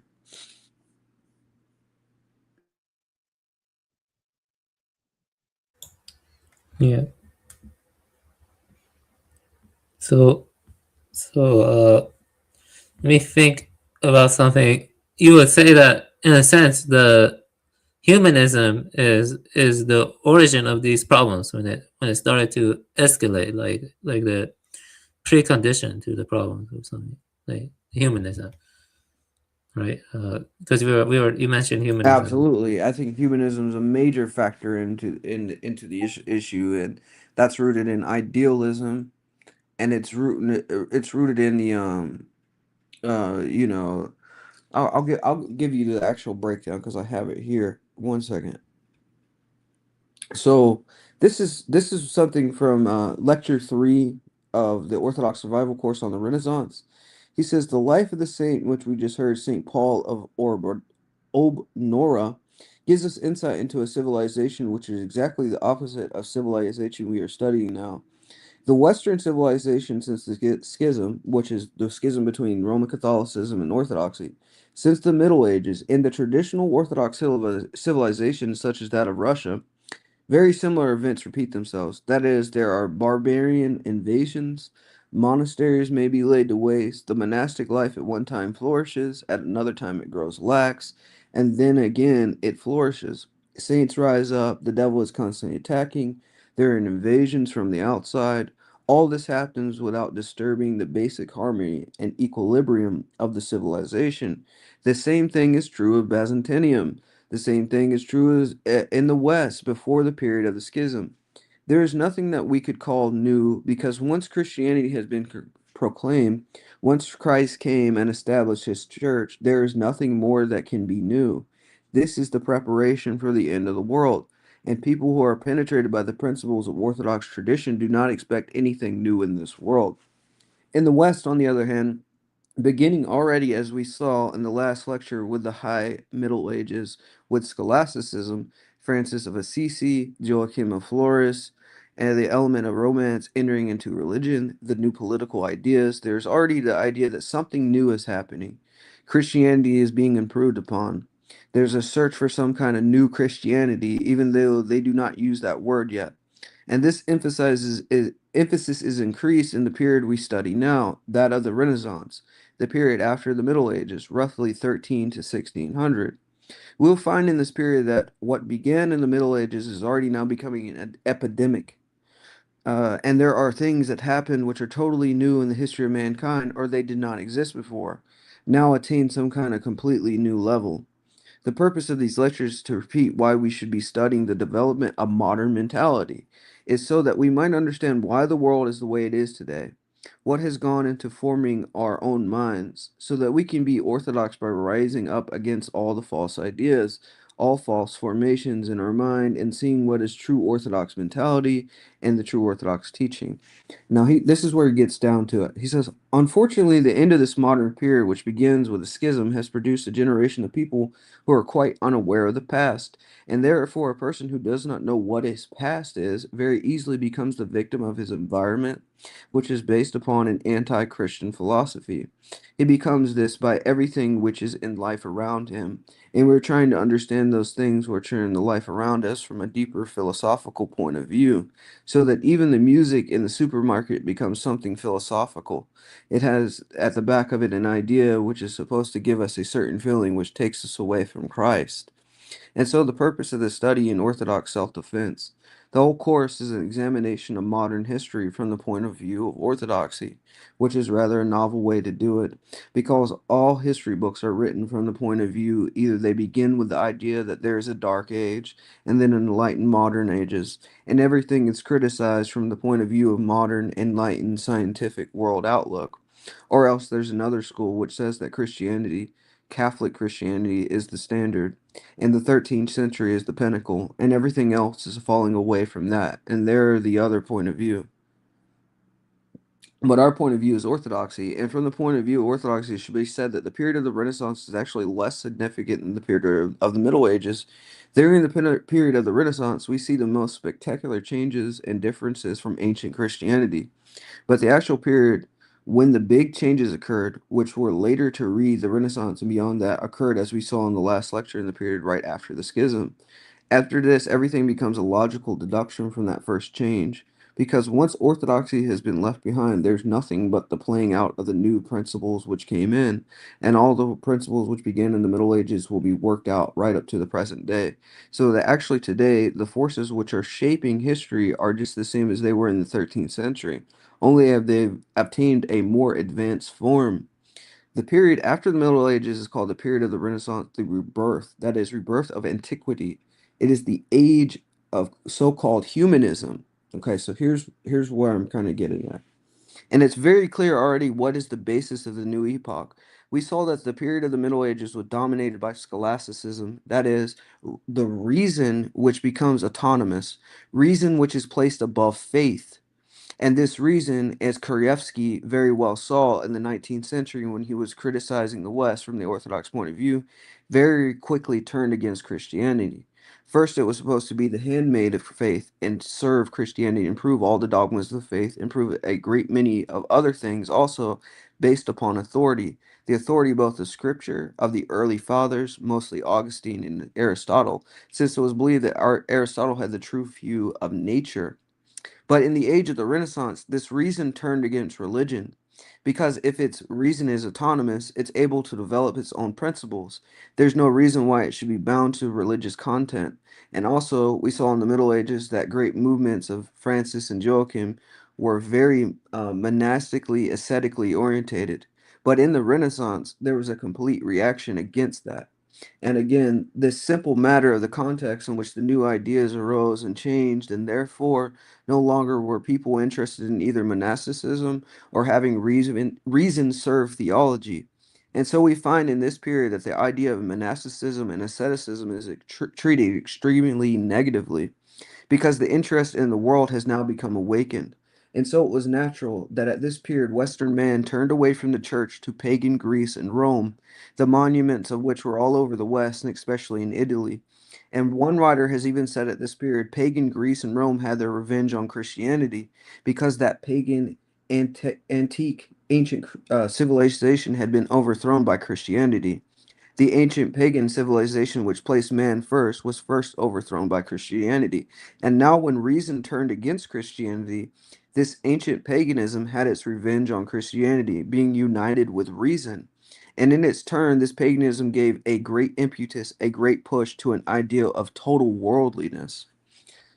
That's from So this is how Seraph Bros. humanism developed. You That's see? from Seraph Bros. What Yes, book? from his What? Orthodox Survival course. And so he's talking about the development of humanism and what actually happened. It was the philosophy of the philosophers that had initially been used to prove the dogmas of the church. Now they're being taken out of that Yep. context of faith and now being applied to pagan worldliness, and turning against Christianity. So it's a synthesis between, reason and pagan philosophy joining together as a revenge on Christianity. So that's where these ideas sort of develop at this point. He I says, so see. the ideal of the Renaissance is the idea of natural man, and also of a natural religion which is understandable to reason without any special revelation. One of the great humanists in the North, Aramis, found in Greece what he called the philosophy of Christ, that is, in pagan ancient Greece. Quote, when I read certain passages of these great men, he wrote, of the Greeks, I can hardly refrain from saying, Saint Socrates, pray for me. Of course, he probably did not pray to the saints. It did not pray to Socrates. What he means to say is these pagan people are taking the place of the saints. So it is in this epoch that man was discovered, and there is a tremendous interest in oneself, the individual. There is a very good book on the subject of the Renaissance in Italy by Jacob Burckhardt, a 19th century scholar. By the way, there are quite a few good scholars in the 19th century and early 20th century who studied quite thoroughly their subjects, which seldom happens anymore. And they, even when their viewpoint is usually a quite agnostic or even atheist, because they so thoroughly investigate their subject, you can see quite clearly what's going on. And he treats a lot of the ideas which were prevalent in this period in Italy, which is the first place of the Renaissance, which later spread to the north. But there's a book by John Herman Randall called The Making of the Modern Man. And this is one of these agnostics he's kind of talking about that actually gives a valid critique that could be viewed from an Orthodox perspective as correct on the humanist issue, although he seems to be a humanist himself. And that it's a book from 1926. And in this book, he says this. He says the Renaissance cared for less than did the Renaissance cared far less than did the 13th century, carelessly appropriating new worlds which never bothered to see as they were, but that enhancement of personality that comes with power. It is for this that Faustus is groping. Philosophy is odious and obscure. Both law and physic are for petty wits. Divinity is based on the three. 'Tis magic, magic that has ravished me. 'Tis magic indeed that ravished the age, the magic that abandons understanding to gain power. The power comes easily, but without understanding it is soon squandered in petty childishness of Faustus' desires. He has lost his soul for mere voluptuousness. The barbarian North has rarely paused in this yearning for power to question to what end It is not too much to see in Francis Bacon that the prophet of the fruits of science, who blindly opposed the scientific discoveries of his own day, who knew that knowledge was the power to affect all things possible and fell or for lack of common honesty, the very epitome of the Faustus spirit in which the modern world has wasted its boundless gifts of nature's secrets. Our science has indeed been too often a mere magic, a black magic that brings destruction.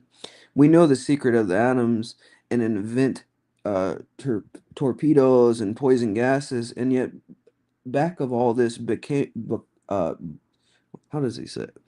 Baconian thirst for power that led to the dull degradation of Manchester and the imperialistic massacres of Armistar.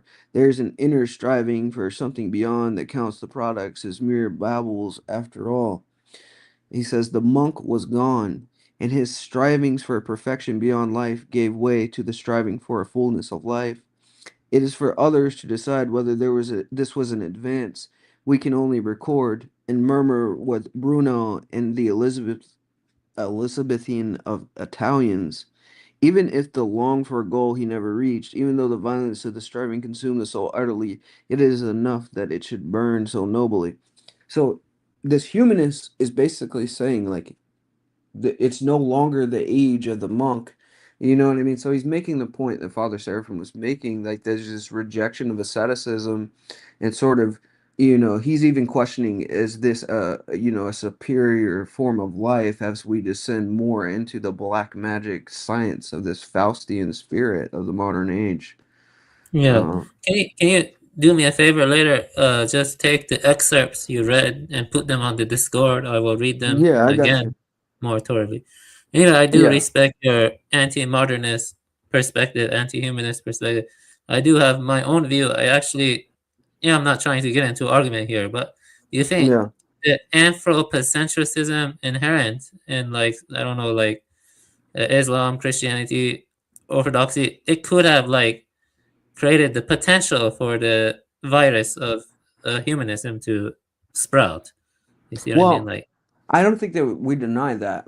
I think that, except the framing's different, right? It's like, instead of blaming Christianity for the reaction, I would say that the reaction was already there.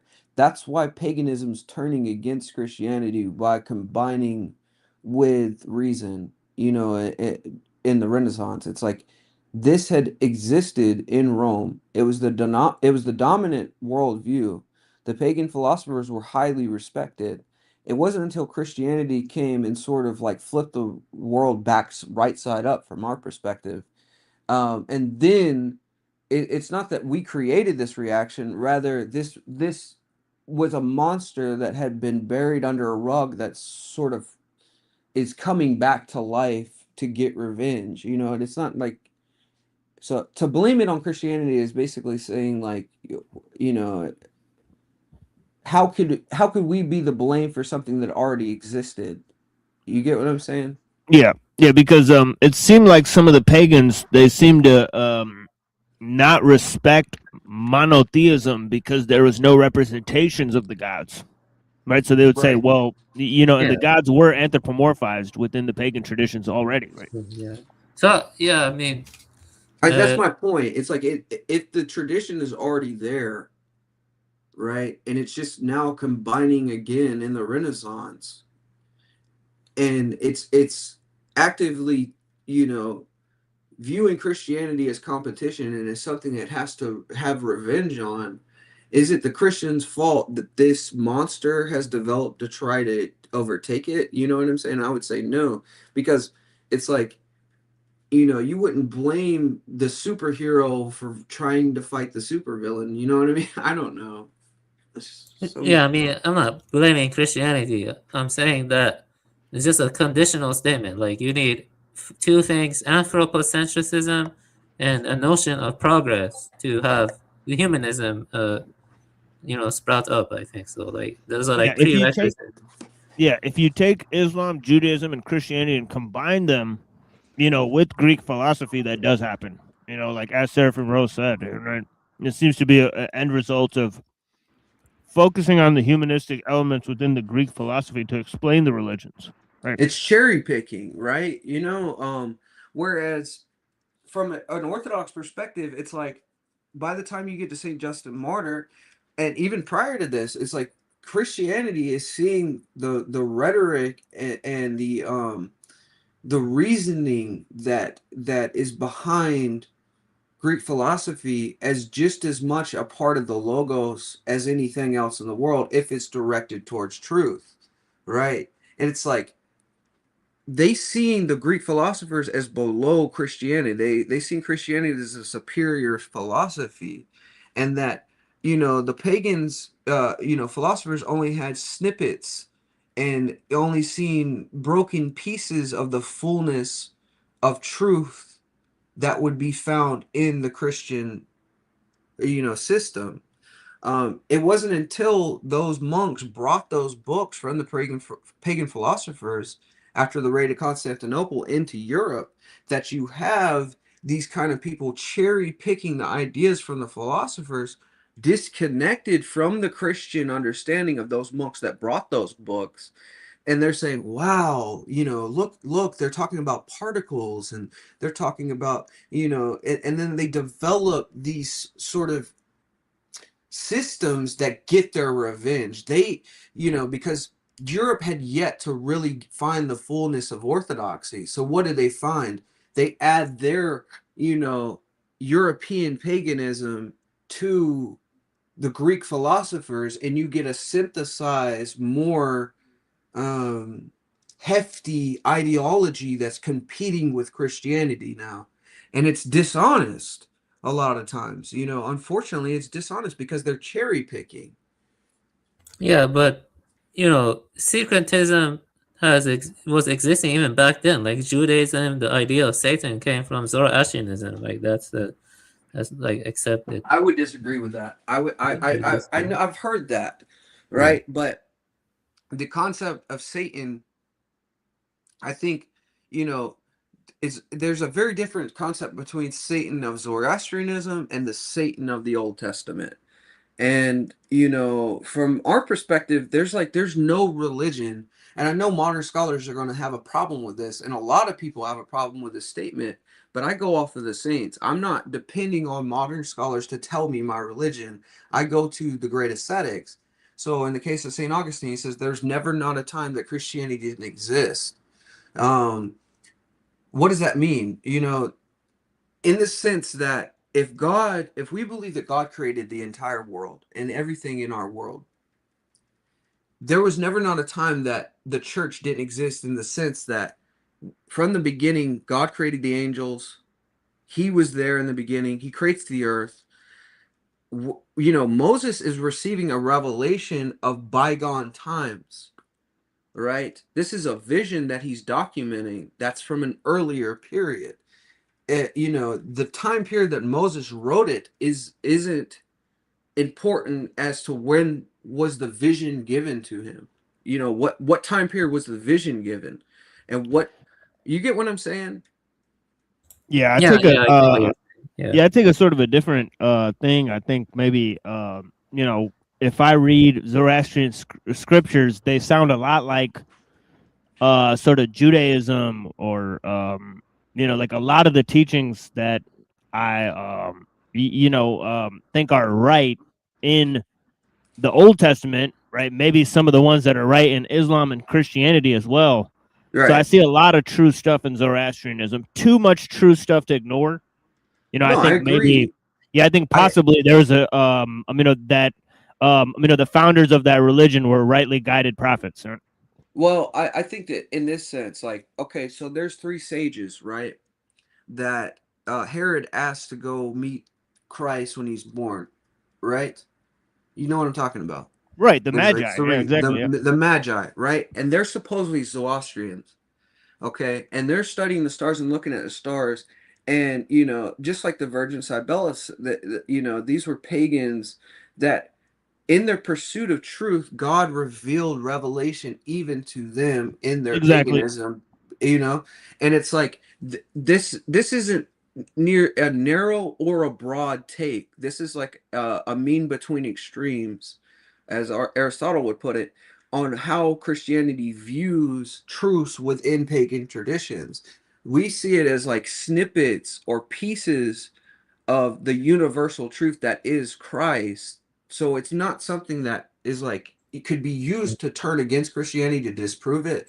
We rather see that as further proof of the universal truth that is Christ being revealed even to the pagans, because it says that in the scriptures, right? It's like Well, I even want the to just Gentiles clarify. in their consciousness know the Lord in some way, right?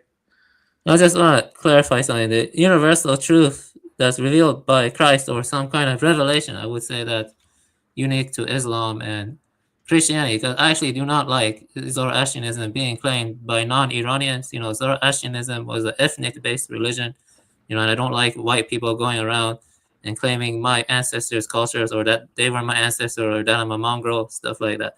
So, you know, I can sympathize with your Christian worldview and blah, blah, but I'm a little bit more, you know, like, you know, I would have preferred Iran to remain Zoroastrian, to be honest, you know, and to stick to Well, itself, kind of well, like we the way even see India those remained Hindu. magi, like, you know, those magi who were Yeah. Zoroastrians as being true prophets in the sense that they were guided by God Well, to follow those stars, and we consider them actual saints within our tradition. I see. Well, that's within Now your we wouldn't say tradition. that they were Zoroastrian. It wasn't the fact that they were Zoroastrians that made them saints. It was rather that they heeded the call of God to do what He asked of them Well, in that's service within of your Christ. tradition. You know, Zoroastrians were no friends of Christendom. They were not friends of Christendom. I No, mean, of like, course not. And you know, yes, that's like right. Christianity was such a radical system because it went against you know, Zoroastrianism and the Greeks teaching and Judaism and every tradition that was out there, really. Well, You that's the know, thing is that you know, the Sabians and the Manichaeans, they successfully combined these things. So yeah. Yeah, that's true. that's Those guys true. are different. Yes, those guys are different. Yeah. I think that, you know, the problem with something like the Sabians is that they had too narrow of a view, or too broad of a view, rather, where they feel like they have to assimilate these traditions if they find pieces of truth in them. So it's like they can't distinguish between the truth that has been pieced in the tradition from the truth of the fullness of the tradition. And that's something the ascetics sort of talk about. That's why you have a book written by Irenaeus on the heresies, because there's a distinction between between truth and falsehood, and you can find pieces of truth in those pagan traditions. You can, but also we understand from you know, Saint Justin Martyr, that there was Satan was revealing things to the pagans based on things he might have overheard while he was in the heavens before the fall of the plan. So you'll have snippets and pieces of ideas that would be further found in Christianity. And why? And from our perspective, according to our saints, is because Satan wanted to delude people and carry them away into false teachings. Now, you know, you'll have the scholar who looks at that and says, well, that's crazy, you're just coping or whatever. But according to us and our saints, that's not a cope at all. That makes perfect sense according to our tradition. How wouldn't a fallen angel who was, you know, in the kingdom not know a bit of the plan? And if he did know a bit of the plan, wouldn't he use it to subvert people away from the truth? If he's the father of lies, you know? So Yeah. but they'll bring up things like Mithras or something like this. A lot of people don't realize this, but Mithras was a tradition that started 200 years after Christ. So the belief of virgin birth and all this other stuff, this was 200 years after Christ, and they backtrack it and say that it was, you know, 200 or 300 years prior to Christ. So they do things like that. They'll backtrack a Well, belief system and say that Mithra it is a came little bit. before as a got you when it didn't. And Well, even if it Mithra is did, complicated. Yeah, Mithra is a. I think the Roman one is substantially different from what was, you know, on the steppes or Iran or India, because you know they have Mithra too. But you know the Romans took Mithra and they colored it with Neoplatonism. Right, but that's what I'm Yeah. saying is like, Yeah, what yeah. was the Mithra prior to Christ coming known to have been of a virgin birth?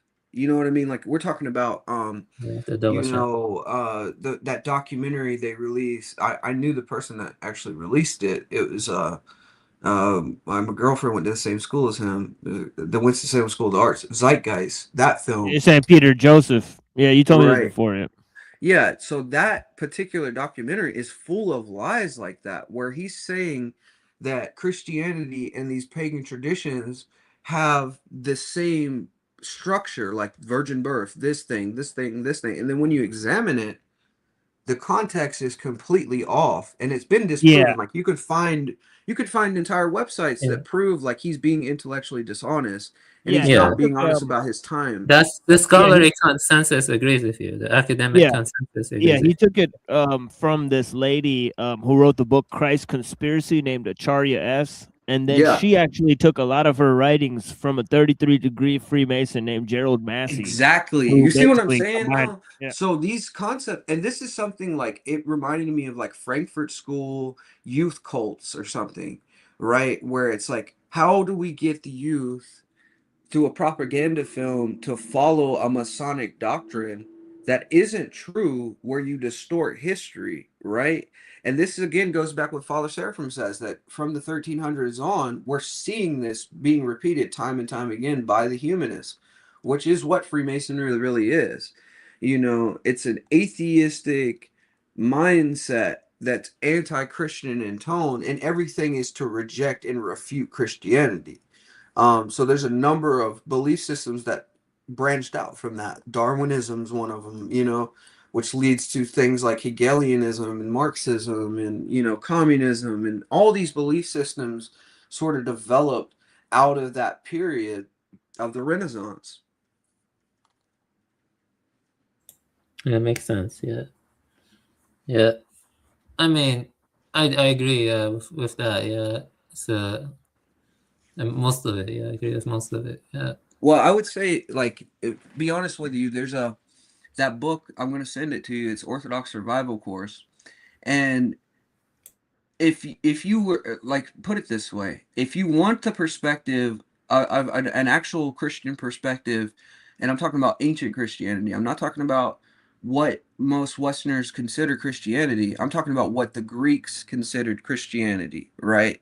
And we can go to those early patristic texts, that viewpoint, which is very rarely seen by the West, or you know, even the East now. In a lot of ways, even the Greeks have lost their that truth. You know, I would call it distilled truth. It's an amazing perspective because I haven't seen anything break down history in that way, because we're given a very particular view of history, which I would say would be leaning towards that paganism that you know, combines with reason, right? Is like, that's the worldview we get. We very seldom get to see the perspective from the other side of that. Would you say most authentic Orthodox are anti-modernist the way you are? Because you are anti-modern. I would say true Orthodox Christians are, and like there's still some world Orthodox that have traditional views, and they're few and far between. And at one time, maybe in the 70s and 80s, you could say that there was a remnant within world Orthodoxy, but I believe that remnant has dwindled significantly, like to the point where there might not exist anybody there that is traditionally minded, you know, because if they were traditionally minded, they would have broke communion by now. That's my feeling towards it, because there's no way yeah, you know, if you want the traditional view that you're going to get from a book like Orthodox Survival Course, you have to go to the true Orthodox Christians, because they're the only ones that aren't giving into modernism. These other people want to combine with the Presbyterians, they want to combine with the Roman Catholics, and they don't know the importance of orthodoxy. They don't know the importance of those early saints in that first 1,000 years of Christianity. They're not staying true to that first 1,000 years. And if they did, you would see they would understand why these belief systems are problematic from an Orthodox viewpoint. And as we see, if these people are accepting ideas like Chiliasm, and you know, what's the theistic evolution, you know, these are all modernist concepts that develop from the Jesuits and different things, you know, and it just combines with orthodoxy and has an appearance of being orthodox and traditional, but it isn't.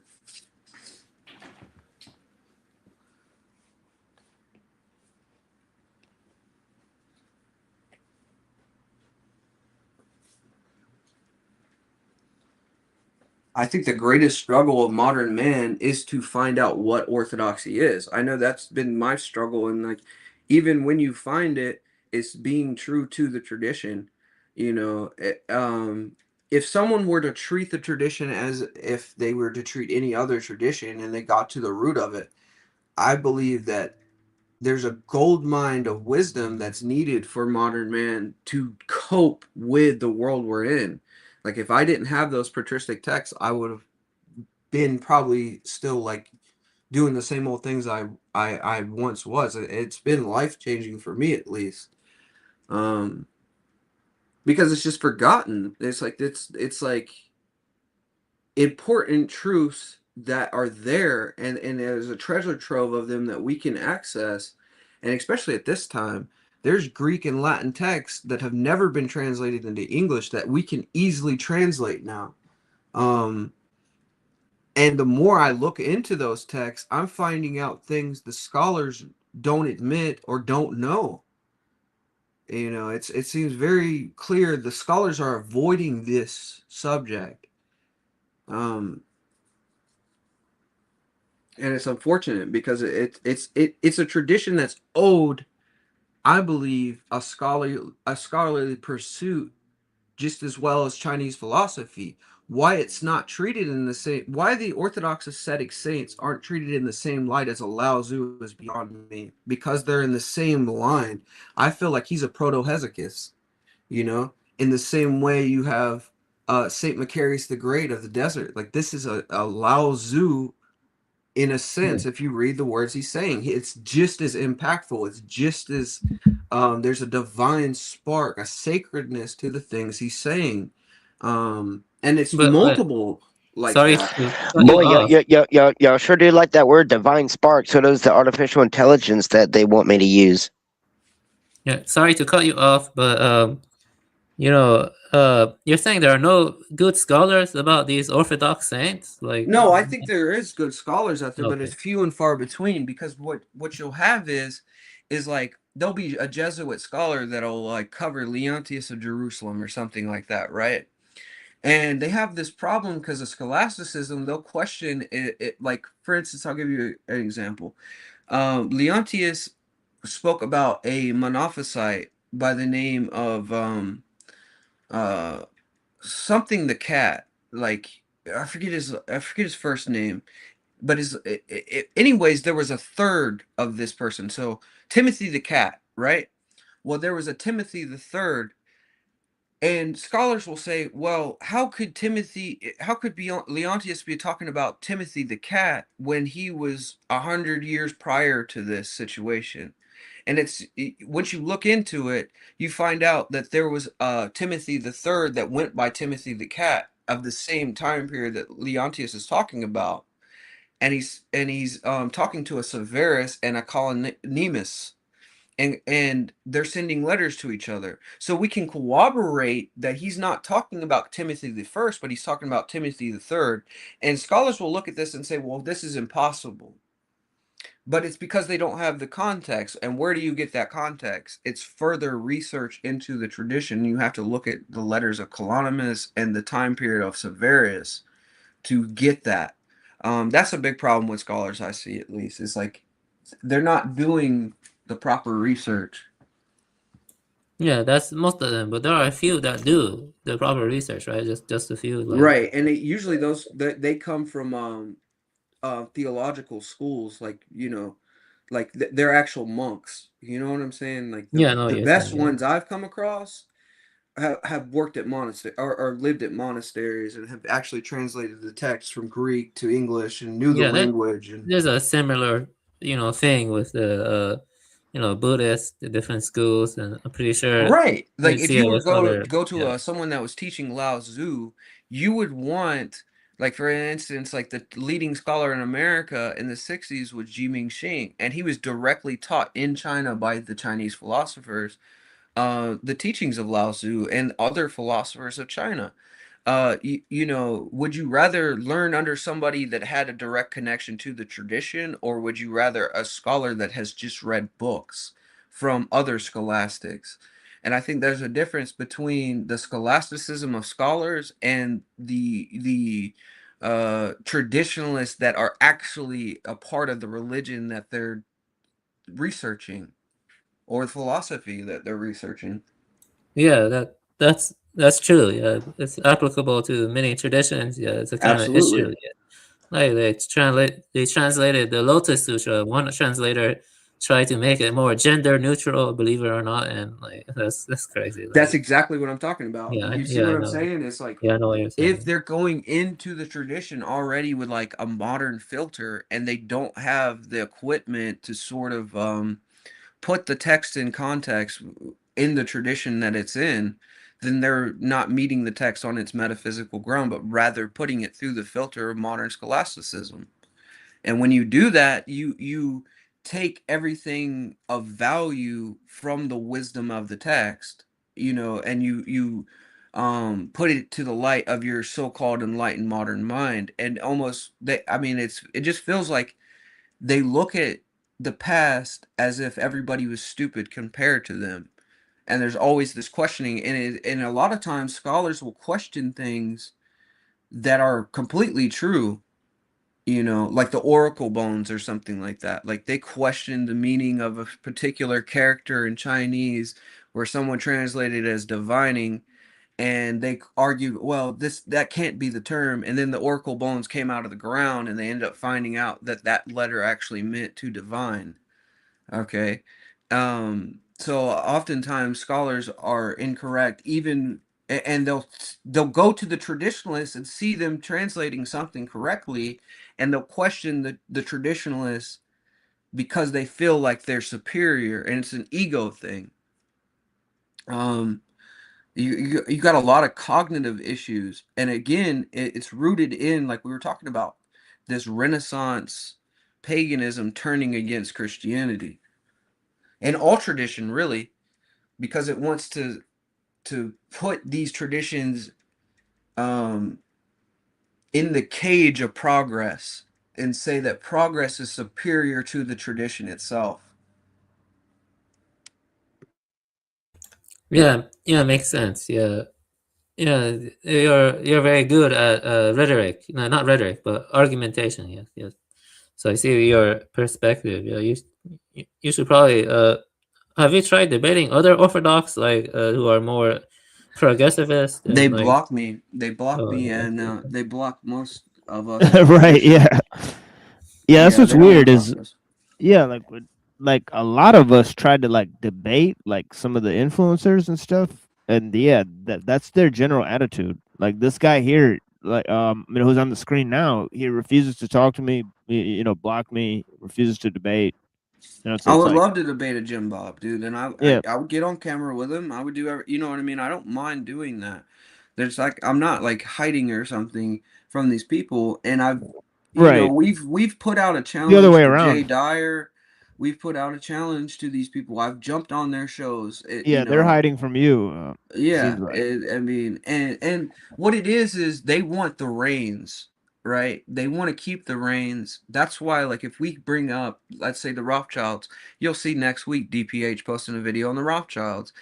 They want to make sure they're viewed in the light that they're the ones revealing all the truth and they're the trusted, it's Yeah, gatekeeping. or Anthony of Westchester or Westgate or whatever. He followed me, man. He followed me recently, and I had joined. See, this is something about him. I was researching some of his work on the Kabbalah, right, from an Orthodox perspective, and I found I found what he was revealing fascinating. You know what I mean? I agree. Yeah, same. Yeah.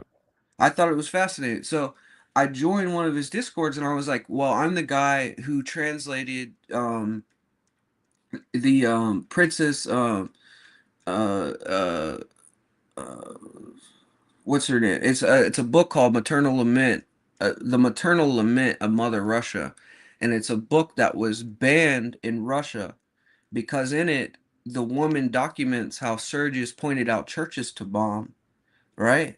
So I pointed out, like, yeah, I translated this, long lost book of of the catacomb saints, and it was supposed to be translated by Father Seraphim Rose. It was given to Father Seraphim Rose in the Latina monastery by Archbishop of Verki, and there was a spiritual son of one of them in Russian, right? And I became friends with him, and he Right. sent me all these unreleased audio recordings, and he had this book that was in Russian, and I translated that book into English for the first time. Right. So I was like telling these guys about this, and I had recently done this, and I like sent them a copy of the book, and I was hoping maybe because they covered books on their channel, right? That they would cover the book. That's what I was hoping for. But no, that's not what happened. They immediately kicked me out. They trash Wow. talked me. They called me Interesting. crazy. You know what I mean? Like, it was crazy, dude. And all I was trying to do Fascinating. was have a scholarly conversation about a subject that I found important, in this book that I had just completed, but yeah, but then, a couple months later, recently, he adds me on X as a friend. And it's like, whoa, didn't you just kick me out of your server? You know what I mean? Like a couple Right. months ago. But now that you see where my research is going, now you're interested. Like, what's going on, dude? Yes. Which I feel like that's the steal for me. You know what I mean? Like Exactly. Yeah. you're not talking to me or like discussing these things. You want to steal from me, dude.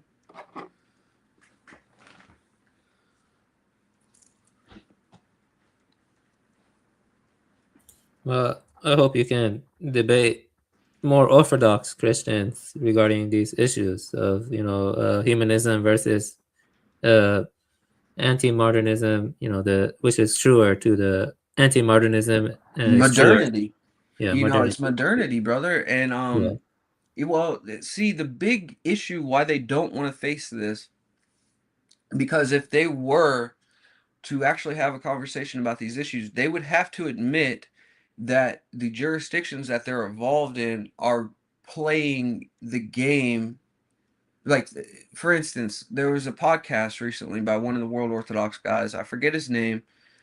But in it, they were talking about the New World Order, and they were like, we're safe from the New World Order as long as we're in the church. And I go into the chat and I said, what if the hierarchy in the church starts going along with the New World Order agenda, right?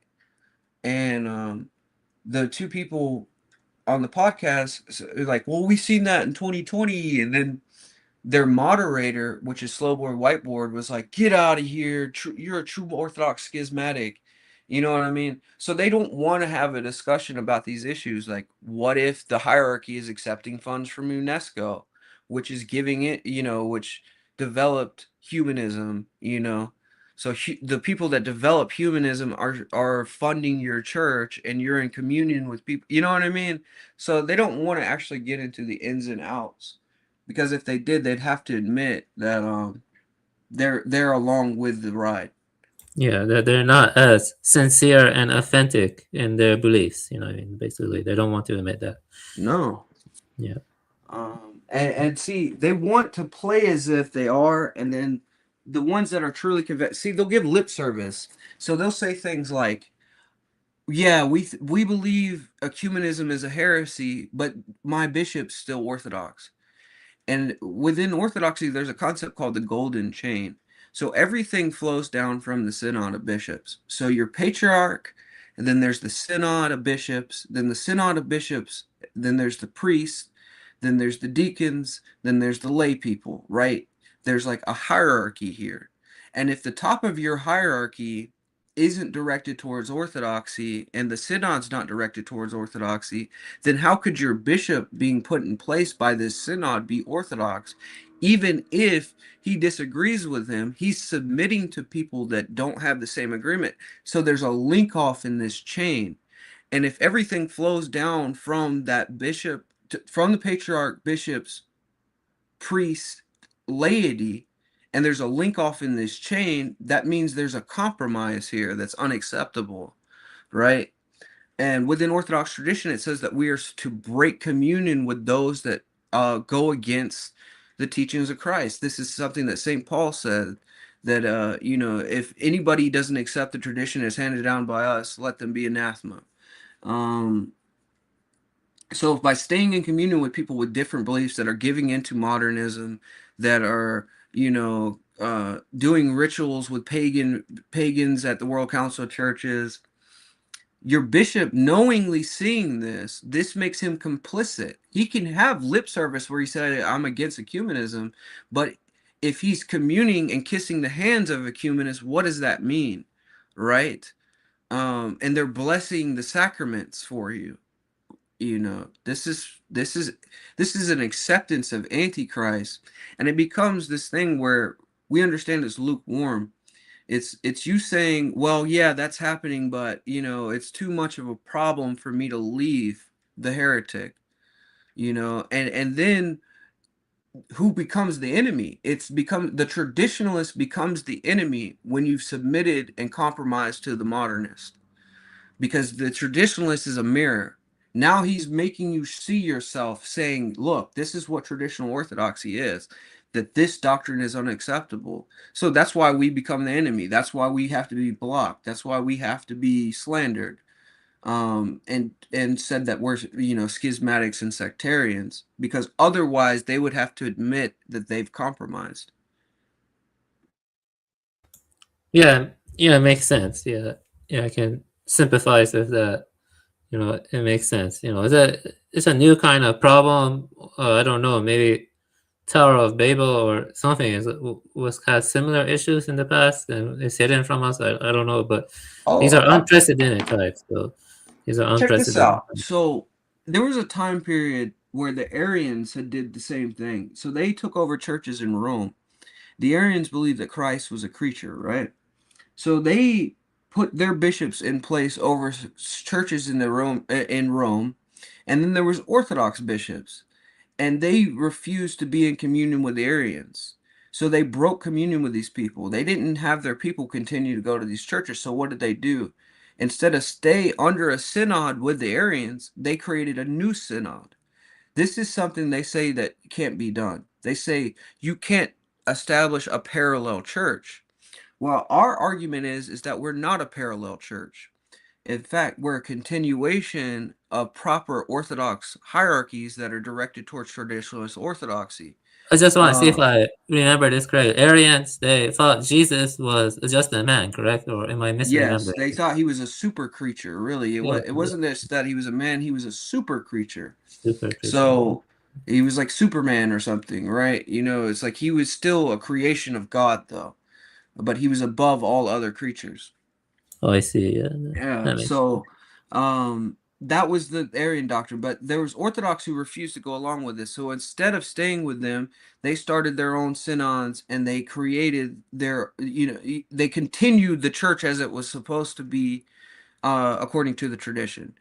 What the World Orthodox say is that the true Orthodox don't have the right to create their own synods. They're saying that you have to stay until a council. But who's to call the council? The heretic on themselves? Right? If the heretic is in power and he has the synod behind him and he's the patriarch, who's going to call a council on him? None of the heretics are going to call a council on themselves. So what do the Orthodox have to do? We have to split from them and establish our own hierarchy, right? With correct confessing bishops.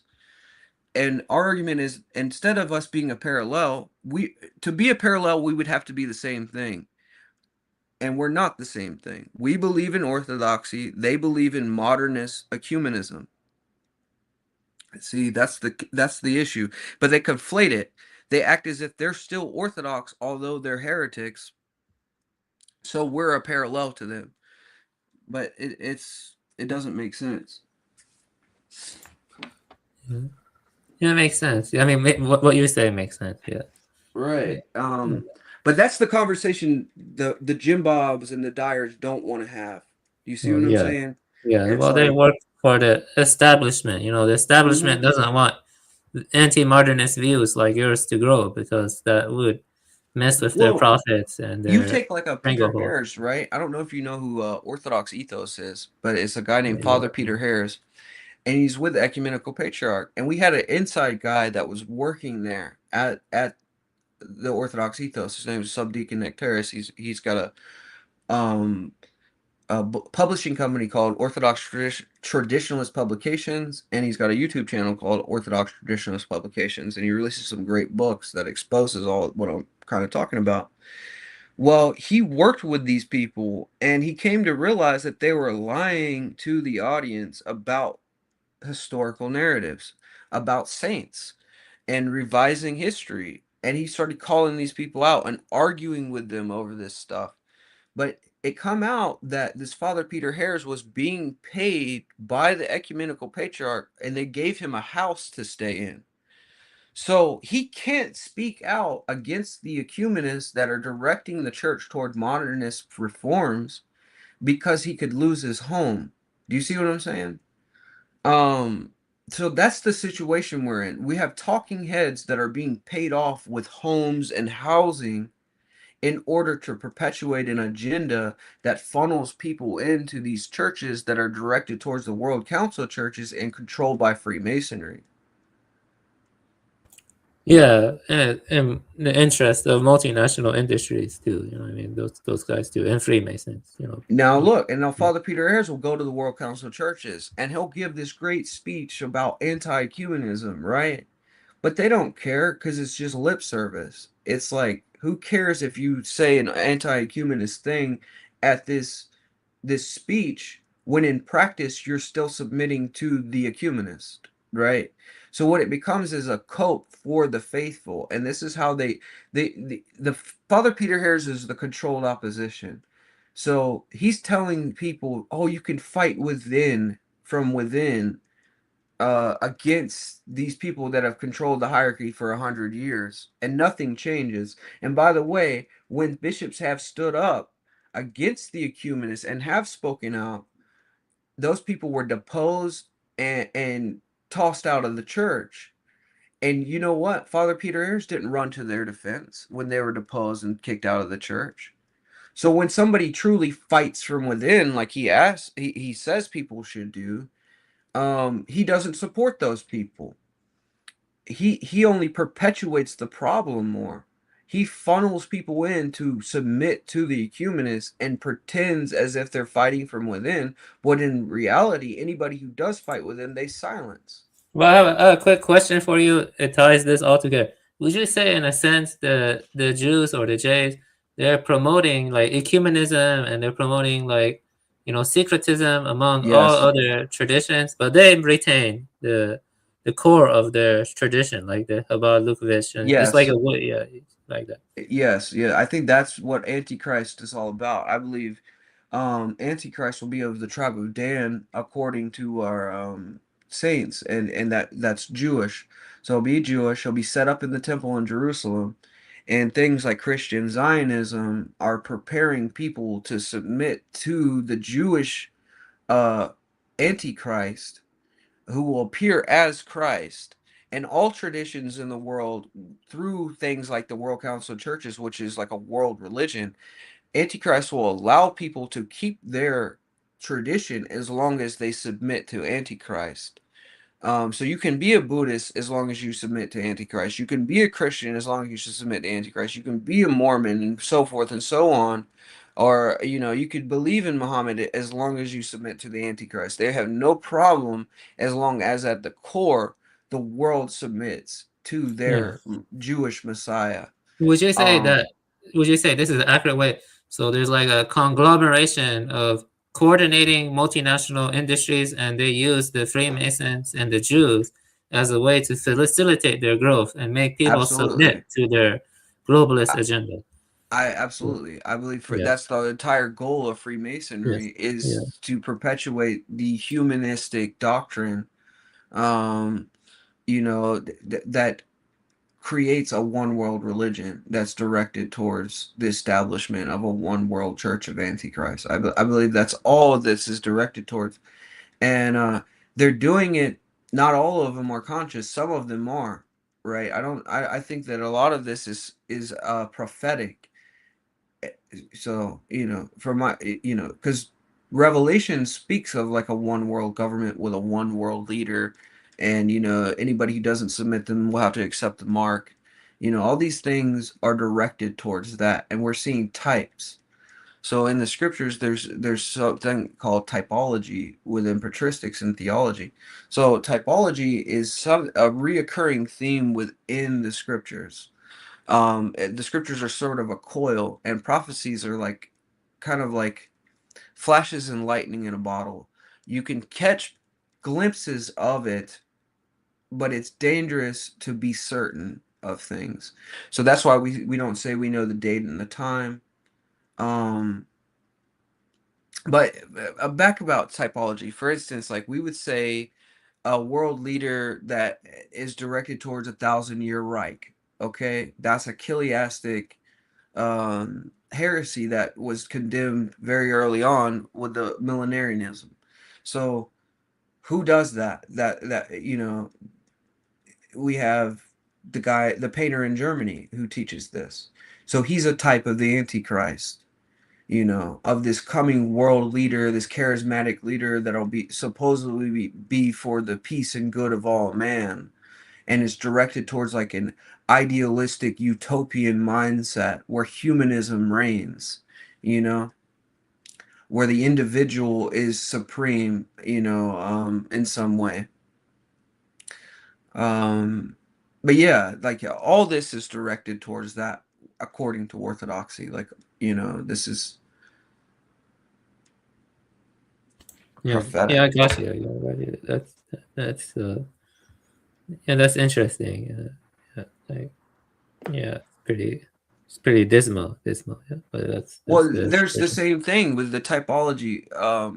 Like for instance, let's go to the very beginning of Genesis. We know about Cain and Abel. Now, if you know Cain, he was a shepherd, okay, and you know Abel was a shepherd rather, and Cain, you know, he uh was growing plants, and when he went to give his you know his sacrifice to God, what does he give him? His sacrifice isn't acceptable, but Abel's was, and it was a sheep, right? Christ is known as the good shepherd, okay? So Abel is a type of Christ in the fact that he's a shepherd. Isaac, you know, Abraham goes to sacrifice his son on top of a mountain. He stopped at the last minute. That's a type of Christ, because it's like, you know, God the Father is going to allow Christ to be the sacrifice for all mankind in the same way that Abraham and Isaac were. It's a type. Job is a type, a suffering servant of sorts. All throughout the scriptures, we see types of Christ and of Antichrist, of true prophets and false prophets, of true doctrine and false doctrines. There's a dichotomy within all these belief systems, and each biblical story has these types embedded in them. That's why it's like a subset of theology that we study.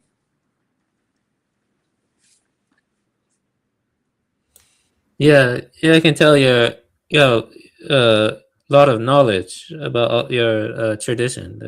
That's indisputable. Well, you Definitely. got to, because you know, for instance, like if I get you know, especially Father Joseph, you'll see him all the time. He's debating Roman Catholics. He's debating Monophysites.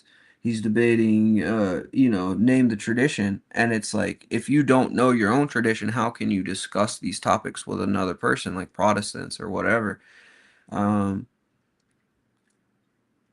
truth, though, there's a difference between complex simpletons and divine simplicity, you know, and I think that a lot of times that's missed in our modern world because we're so obsessed with who has the most knowledge, you know, and I think that sometimes, you know, you know, the modern people, scholastics especially, they're complex simpletons because they don't understand very basic concepts that are sacred. You know, I'm sure you see that in Buddhism. Like, there's very simple teachings that only a Buddhist ascetic would understand, whereas like the modern atheist that's materialistic wouldn't get that concept. Um, Yeah, you see that pattern, you know, of degeneration in most world traditions because they're trying to spread, you know, the Freemasons and the corporations, feminism. They're trying to spread inclusive diversity and economism, like, you know, love your, like, and right. try to assimilate all of that. Yeah, I Well, they mean, think the mind and like the rationale and logic of man is superior to what we would call the nous. So the nous is something higher than you know, fallen human uh knowledge, right?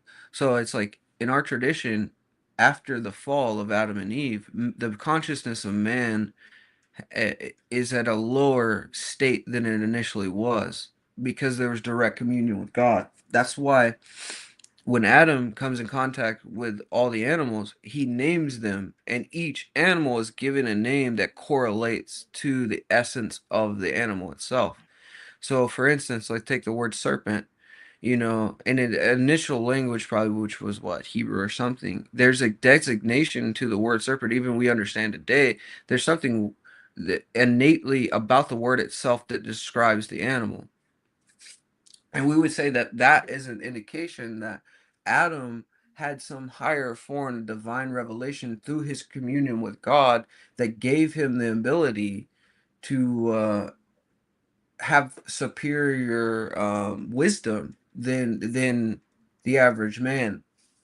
Modern man says that, you know, man has developed from, you know, a primordial sludge or something, and we're getting smarter as time goes on. In orthodoxy, it's reverse. It's ancient man. When man was closer to God, or as Lao Tzu puts it, the uncarved block. You know, man was wiser then, yeah, that's and the he's close to the degrading throughout time. it's close to the traditionalist idea of involution. Have you heard of that? Involution, like Yeah. in, yeah, involution. Rather than man progressing and evolving into a superior life form, he's actually degrading and separating more from the initial state that was higher than we are now, which is a state known as theosis, where man neither dies, feels pain, he can't drown, he can't be burnt. You know what I mean? He's at a higher level because death hadn't entered the world. At the point of death entering the world, there's a twisting of the conscience, and lies come in to play. Before this time, there was no such thing as a lie, which is a perversion of the truth, a distortion, a manipulation. So, from that perspective, the Orthodox Christian looks at the world through truth and lies and can distinguish between the two because we understand the fall. In other traditions, I don't believe that that understanding is there. There was a time where man was in direct communion with God, you know, and then there's this fall. So the goal of the Orthodox Christian is theosis, which is to reach communion with God again and be in a state that Adam and Eve were in prior to the fall, or even in higher state. That's what's known as theosis. And there's been men who've reached that in this life. Saint Anthony of Egypt, you can read about him. They said when they seen him after many years of his ascetic labor, he almost shone like was glowing with the glory of God, or you know, there was a perfection to him that was God given, and comes from him reaching theosis in this life. Theosis isn't fully in place until after the resurrection. We get image of what that looks like when Christ returns for the 40 days after the resurrection. He has a body that can move through walls. He doesn't, you know, they thought he was a farmer at a certain point. That, you know, it's, you still see the scars on his body, but you know, he's something higher than he was before. There's a transformation, the new body. And that's why when we talk about there's going to be a new earth and a new, you know, we'll have new bodies, that's what we're talking about. He's going to renew everything after the separation from the sheep and the goats.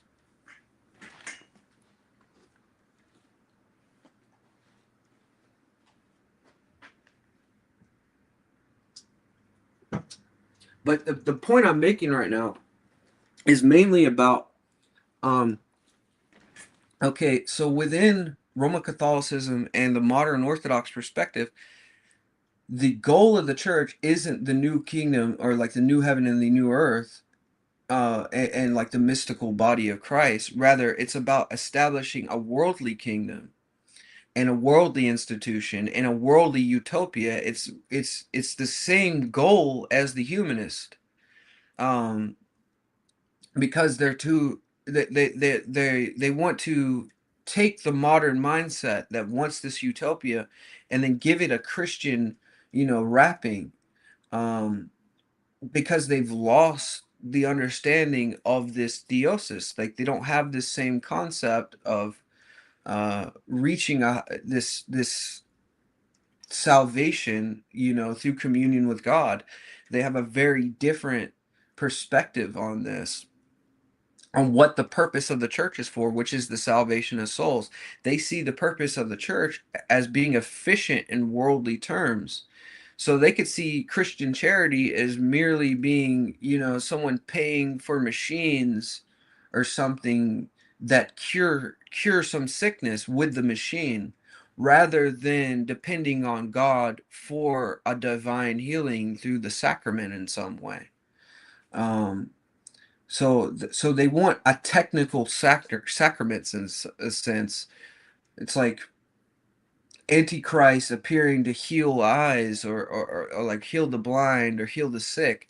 There's a false sacrament going on.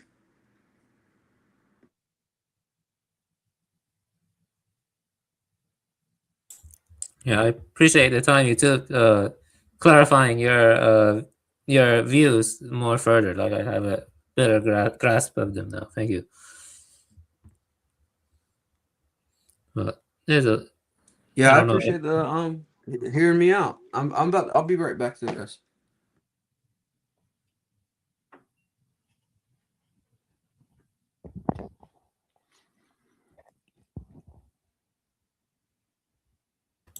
Blinking, so I got rid of blinking. Fucking retard. I don't like blinking, so I got rid of blinking.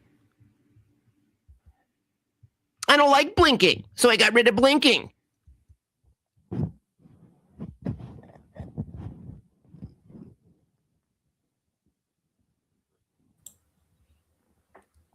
So, Leon, do you have anything you want to talk about, Leon?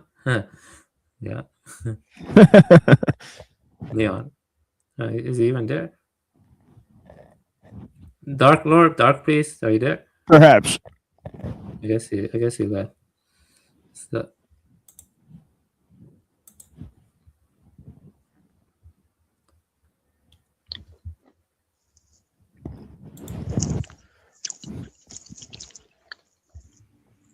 Fucking retard. Cyborgs and things of that nature. Now, some people say that Fucking idiot. I don't want to grow bones. It hurts. I don't like losing my baby teeth and growing real teeth. I don't want to grow bones. It hurts. I don't like losing my baby teeth and growing real teeth. I don't want to.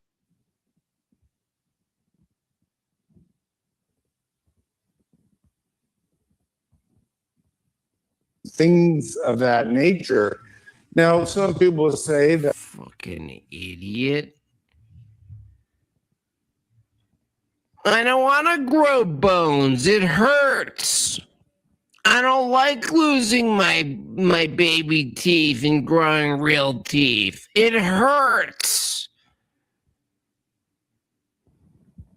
Fucking putz. This makes us.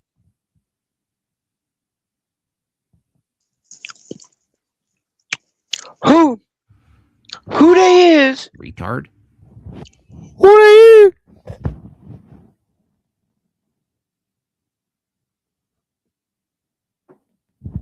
Who they is?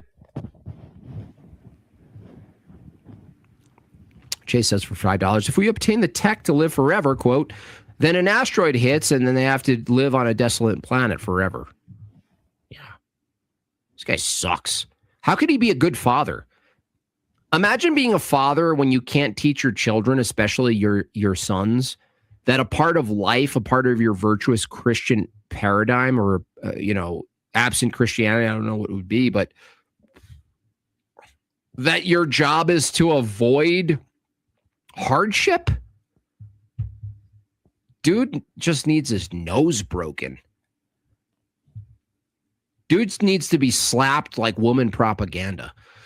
$5. I want a robot that will chew my food. Yeah, totally. But wait, that's so weird. He just ascribed a Christian paradigm to the transhumanist guy. Like, what are you talking about? Like, he's not supposed to be referencing a Christian paradigm or whatever. So, Hey, dude, that's so accurate. It really is. I don't want to. I need another hand to masturbate me. I need another hand to masturbate me. I don't want to.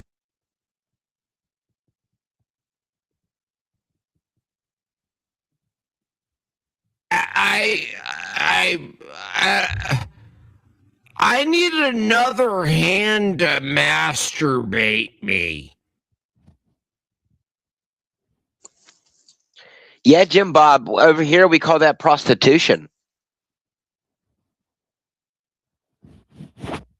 the ghost hand.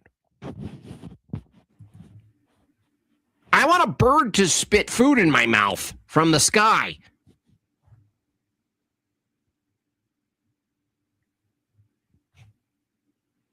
But I don't want it to. I don't want to breathe myself. What the hell? He's strawmanning hard right now. This is crazy. It's like a strawman city.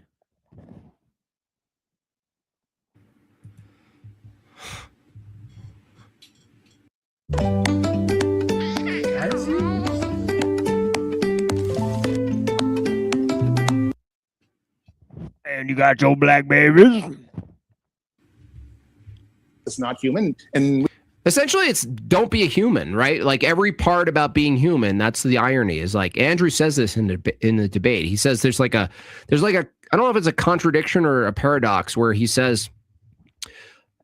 Andrew said it at some point in this debate. I don't know if we'll get to it, but he basically said like he said something like, well, you're trying to transcend what's human, but the thing is you're always judging from the human perspective. It's weird that he said like, I want a bird to spit in my mouth or whatever, and he's like talking about being a baby, and then they show a diaper commercial. It was kind of weird, wasn't it? But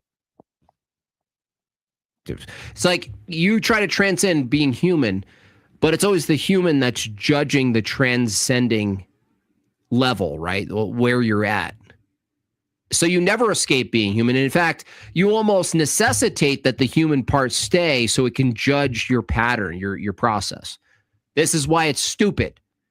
Because if you transcend the nature of being human, the judge of the new thing ultimately would be who? Be what? What would it be? A robot? An executed set of commands? What are you asking for, Zoltan?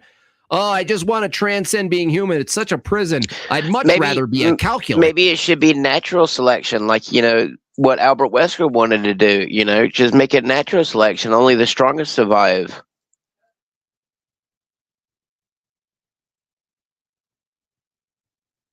right.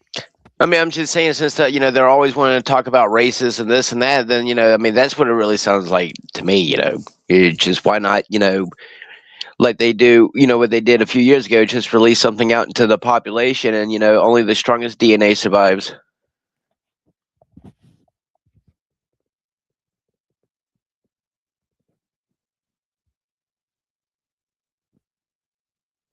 Yeah, absolutely. Later, you fucking idiot. We can discuss that and debate that. But the question is really not whether we remain human. It's really Jim Bob by Hardy. Yeah, I already know that. Sean, thank you for that. $10. I watched a couple of his music videos. Thank whether you for that is the natural course of action for the human species, who has a very rational brain and this affinity to evolve. And now we've sort of taken evolution into our own hands. And I'm very excited about that. I've spoken all around the world. You're going to die alone.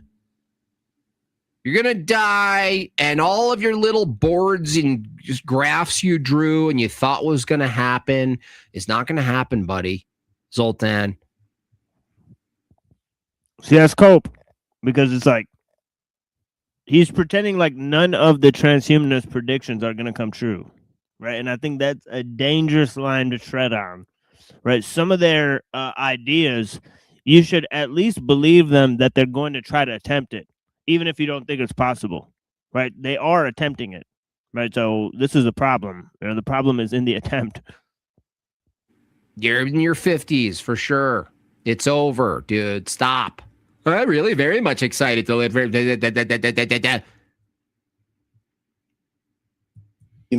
that, World Bank, World Economic Forum, I met presidents, I advise heads of state, whatever. It is. I've been doing it now for a good solid. How long is this guy gonna prattle on for? 15 years. Debate a lot of people. You get this guy like nice and drunk.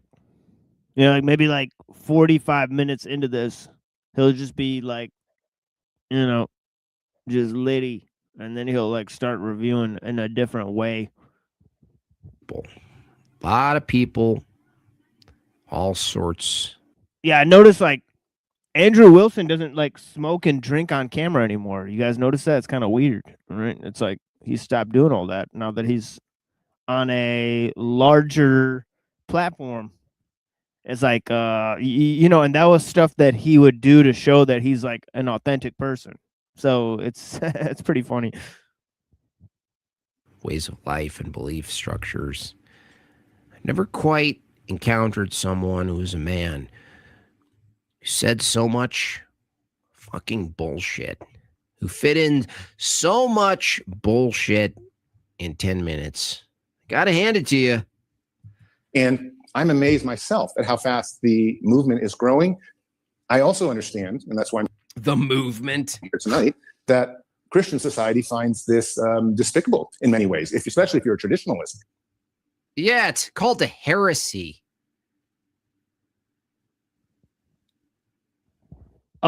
Which heresy is it? I mean, it just sounds like pretty much just atheism, right? I don't think it's an offshoot of Christianity in any way, right? You could have your transhumanism without Christianity. So why does it have to be heretical, so on and so forth? Right? That's it. Like he's trying to say that transhumanism is a heretical form of Christianity. What? More than 18 million Americans are living with cancer, according to the American Cancer Society. This morning, our sponsor, Eli Lilly and Company. What the hell? This is like a black Chinese guy? Like, what the fuck is going on? This is why I just want to fight. I'm so tired of. I'm just so tired of commentary. I'm tired of framing. I'm tired of drawing. I'm tired of writing songs. I want a damn war.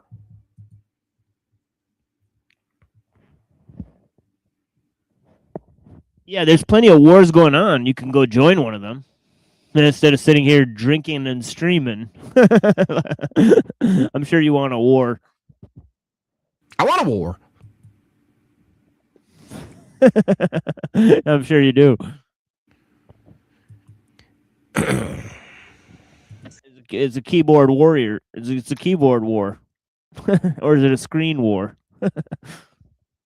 That said, there are some Christian transhumanists. It gets worse. He's running for a CA governor, studying in Oxford. Essentially, he diminishes the status of the office. Yeah, he probably wants to like vote in like what's the future technocratic version of Plato's Republic, where it's not even people who are fancy, it's just AI directives. Like, when are we going to get the first company? Like, it starts with a company. When do we get the first company voting into office? It's an individual voted into office. Okay, then if you do a company, then when do we get the first AI voted into office? Is it in our lifetime? We're in the first, like it doesn't have to be at a massive level. It could be at like some weird, South Dakota, some town of like 10 people. They go, well, we decided because of the amount of people and the drag we have of resources, we've just introduced an AI that just sort of sits around and aggregates all of the data from our small community of 100 people. And half of them are drunk natives. Hey,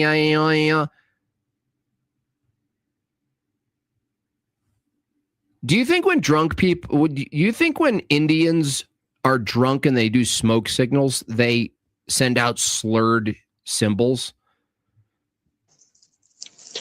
I don't know, Jim Bob. When you drink and get drunk, do you twirl your Superman curl?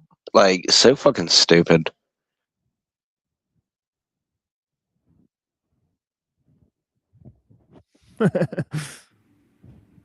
I quite like that joke myself.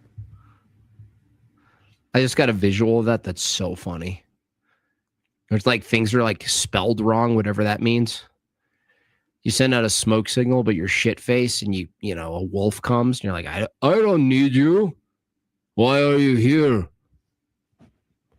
This is a smoke signal. Hi, yeah. We can get into that as well. My bad. But the real question is there really a problem between Christianity and transhumanism? And if you follow the Bible literally, there's certainly a major kind of chasm that we're going to have to find. Can we close that divide? Probably not, but we can discuss it. And that's why I'm here tonight. So I hope he contradicts himself like 20 times, because he says you can't close that divide, but then he says he accepts 80% of Christianity and he rejects like 20% of it. And then the guy, Wilson keeps asking him what part he accepts or what part he rejects. Right. And then also the Wilson guy is saying pretty much emphatically that you wouldn't have transhumanism without Christianity, because you need the growth of Western values with Christianity to supply a sort of background to develop transhumanist ideas. And then so the guy sometimes vacillates between saying that he totally rejects Christianity to saying that he wants to compromise with some of it, or that Christianity supplies a great portion of the Western ethos. So then he, accepts a form of cultural Christianity, so on and so forth. So he continuously vacillates between the position that it's amenable to Christianity and then not. All right. Well, don't it go to say that in a way some of these people can kind of like, especially someone like Mr. Zoltan over there, they can kind of just move the goalpost when and where they want back and forth. And I mean, who's really gonna like make a big deal out of it? That's the way I see it. They can sit here and say one thing, 5 minutes in the debate, and 20 minutes later, if you forgot about it, they'll go and move the goalpost and say something completely different than what they said beforehand. And even if it's brought up in the debate, in the grand scheme of it, like, people just overlook it or don't care. So I'm looking at the time here. It's 7:20. So at 7:30, I have to go do my show. If Neurojack wants to either keep the stream running or, I guess he can recover his own stream if he needs to. But I think 10 minutes, right, I will go and do my show here. So let me go ahead and message him here. Otherwise, I guess everybody will leave the studio and then it'll just naturally end. So if we all do that at the same time, it should just naturally end like it did yesterday. 10 minutes to my show. Blessings. All right. So let me get up on this thing. My introduction has introduced you to some of the ideas of transhumanism. Yeah, it's stupid. Transhumanism, as well as who I am, a journalist, a gubernatorial candidate for governor in California as a Democrat, as well as someone who's been writing and speaking on. Oh, he's so political. He's such a politician. The movement now. He's going to do great. For well over a decade.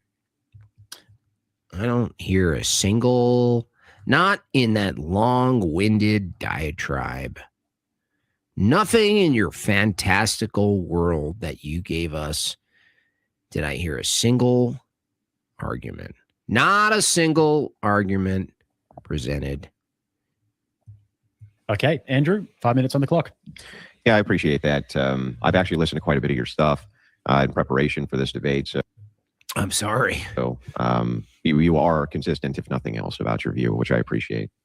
Look at that.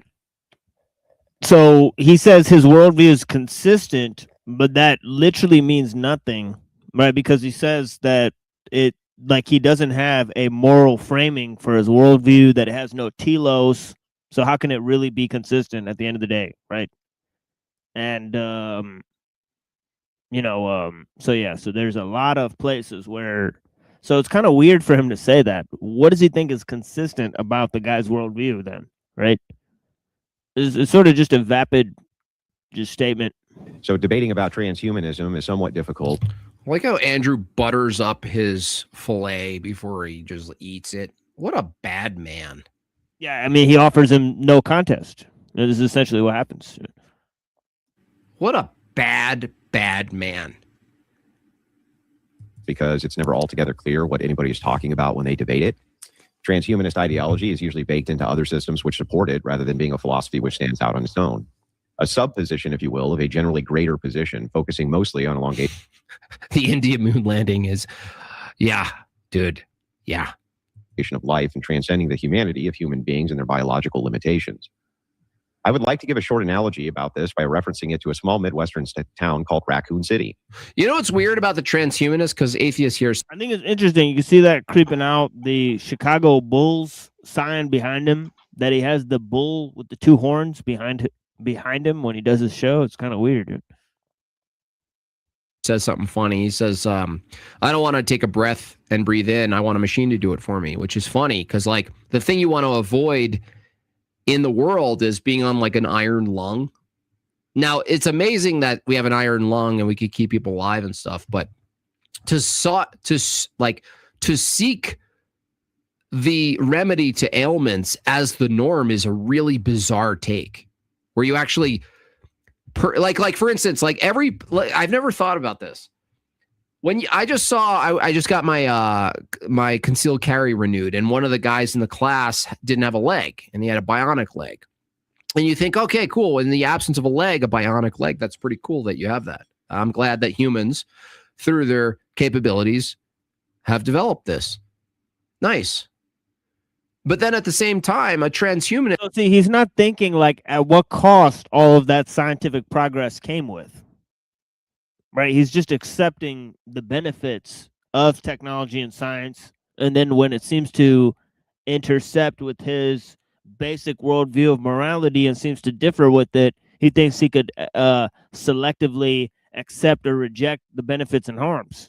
Right? And that's just not how it works.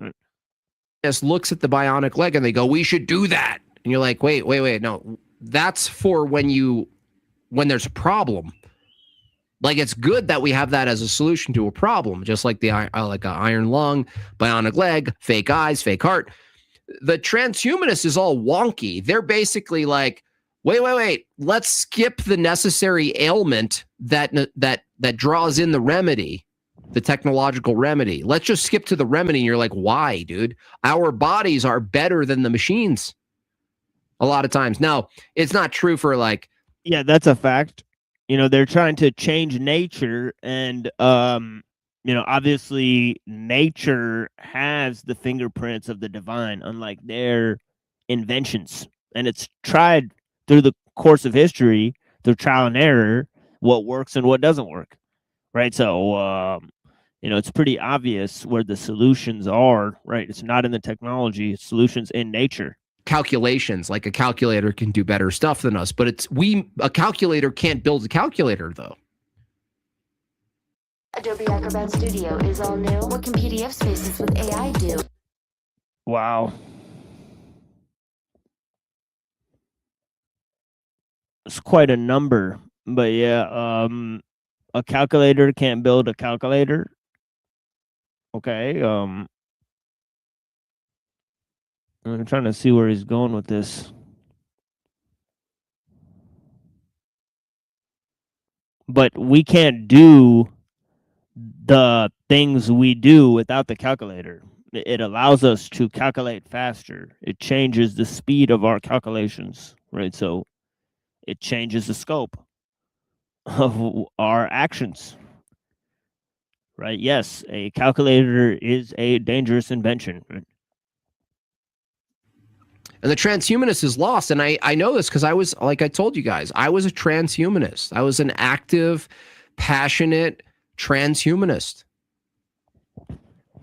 And the philosophy of it, once you discover the philosophy, how broken it is, it's so broken and backward.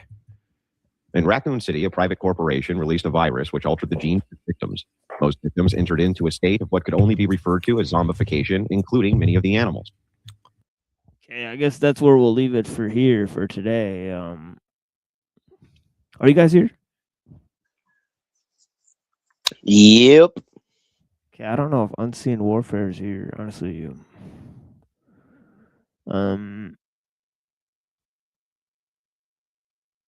So unfortunately, we cannot leave the studio all at once. So let me see what's going on here.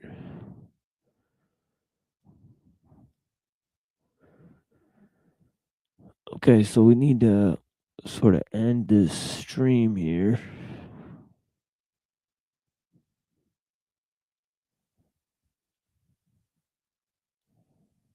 Hmm.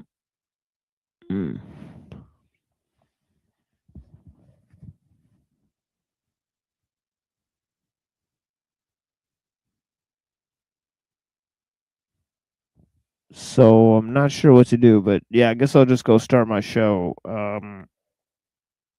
Yeah, blessings. So I'll see you guys over there. Yeah, man. Yeah, so I'll tell Unseen. Leave the studio if you come back in the background here. Leave the studio when you come back. I gotta tell Neuro, like we gotta plan this better. If he's gonna do a stream, then he can end it in time for my show. Leave the studio when you come back. Unseen. All right.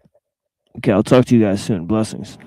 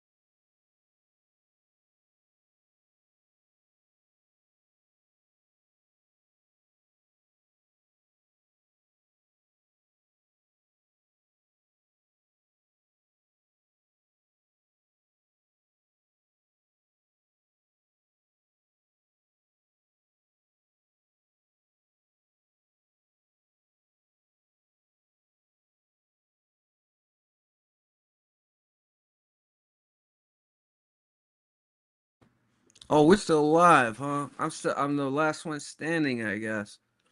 And I didn't know I was still in the show. Leave the studio when I come back on scene. Okay, sorry.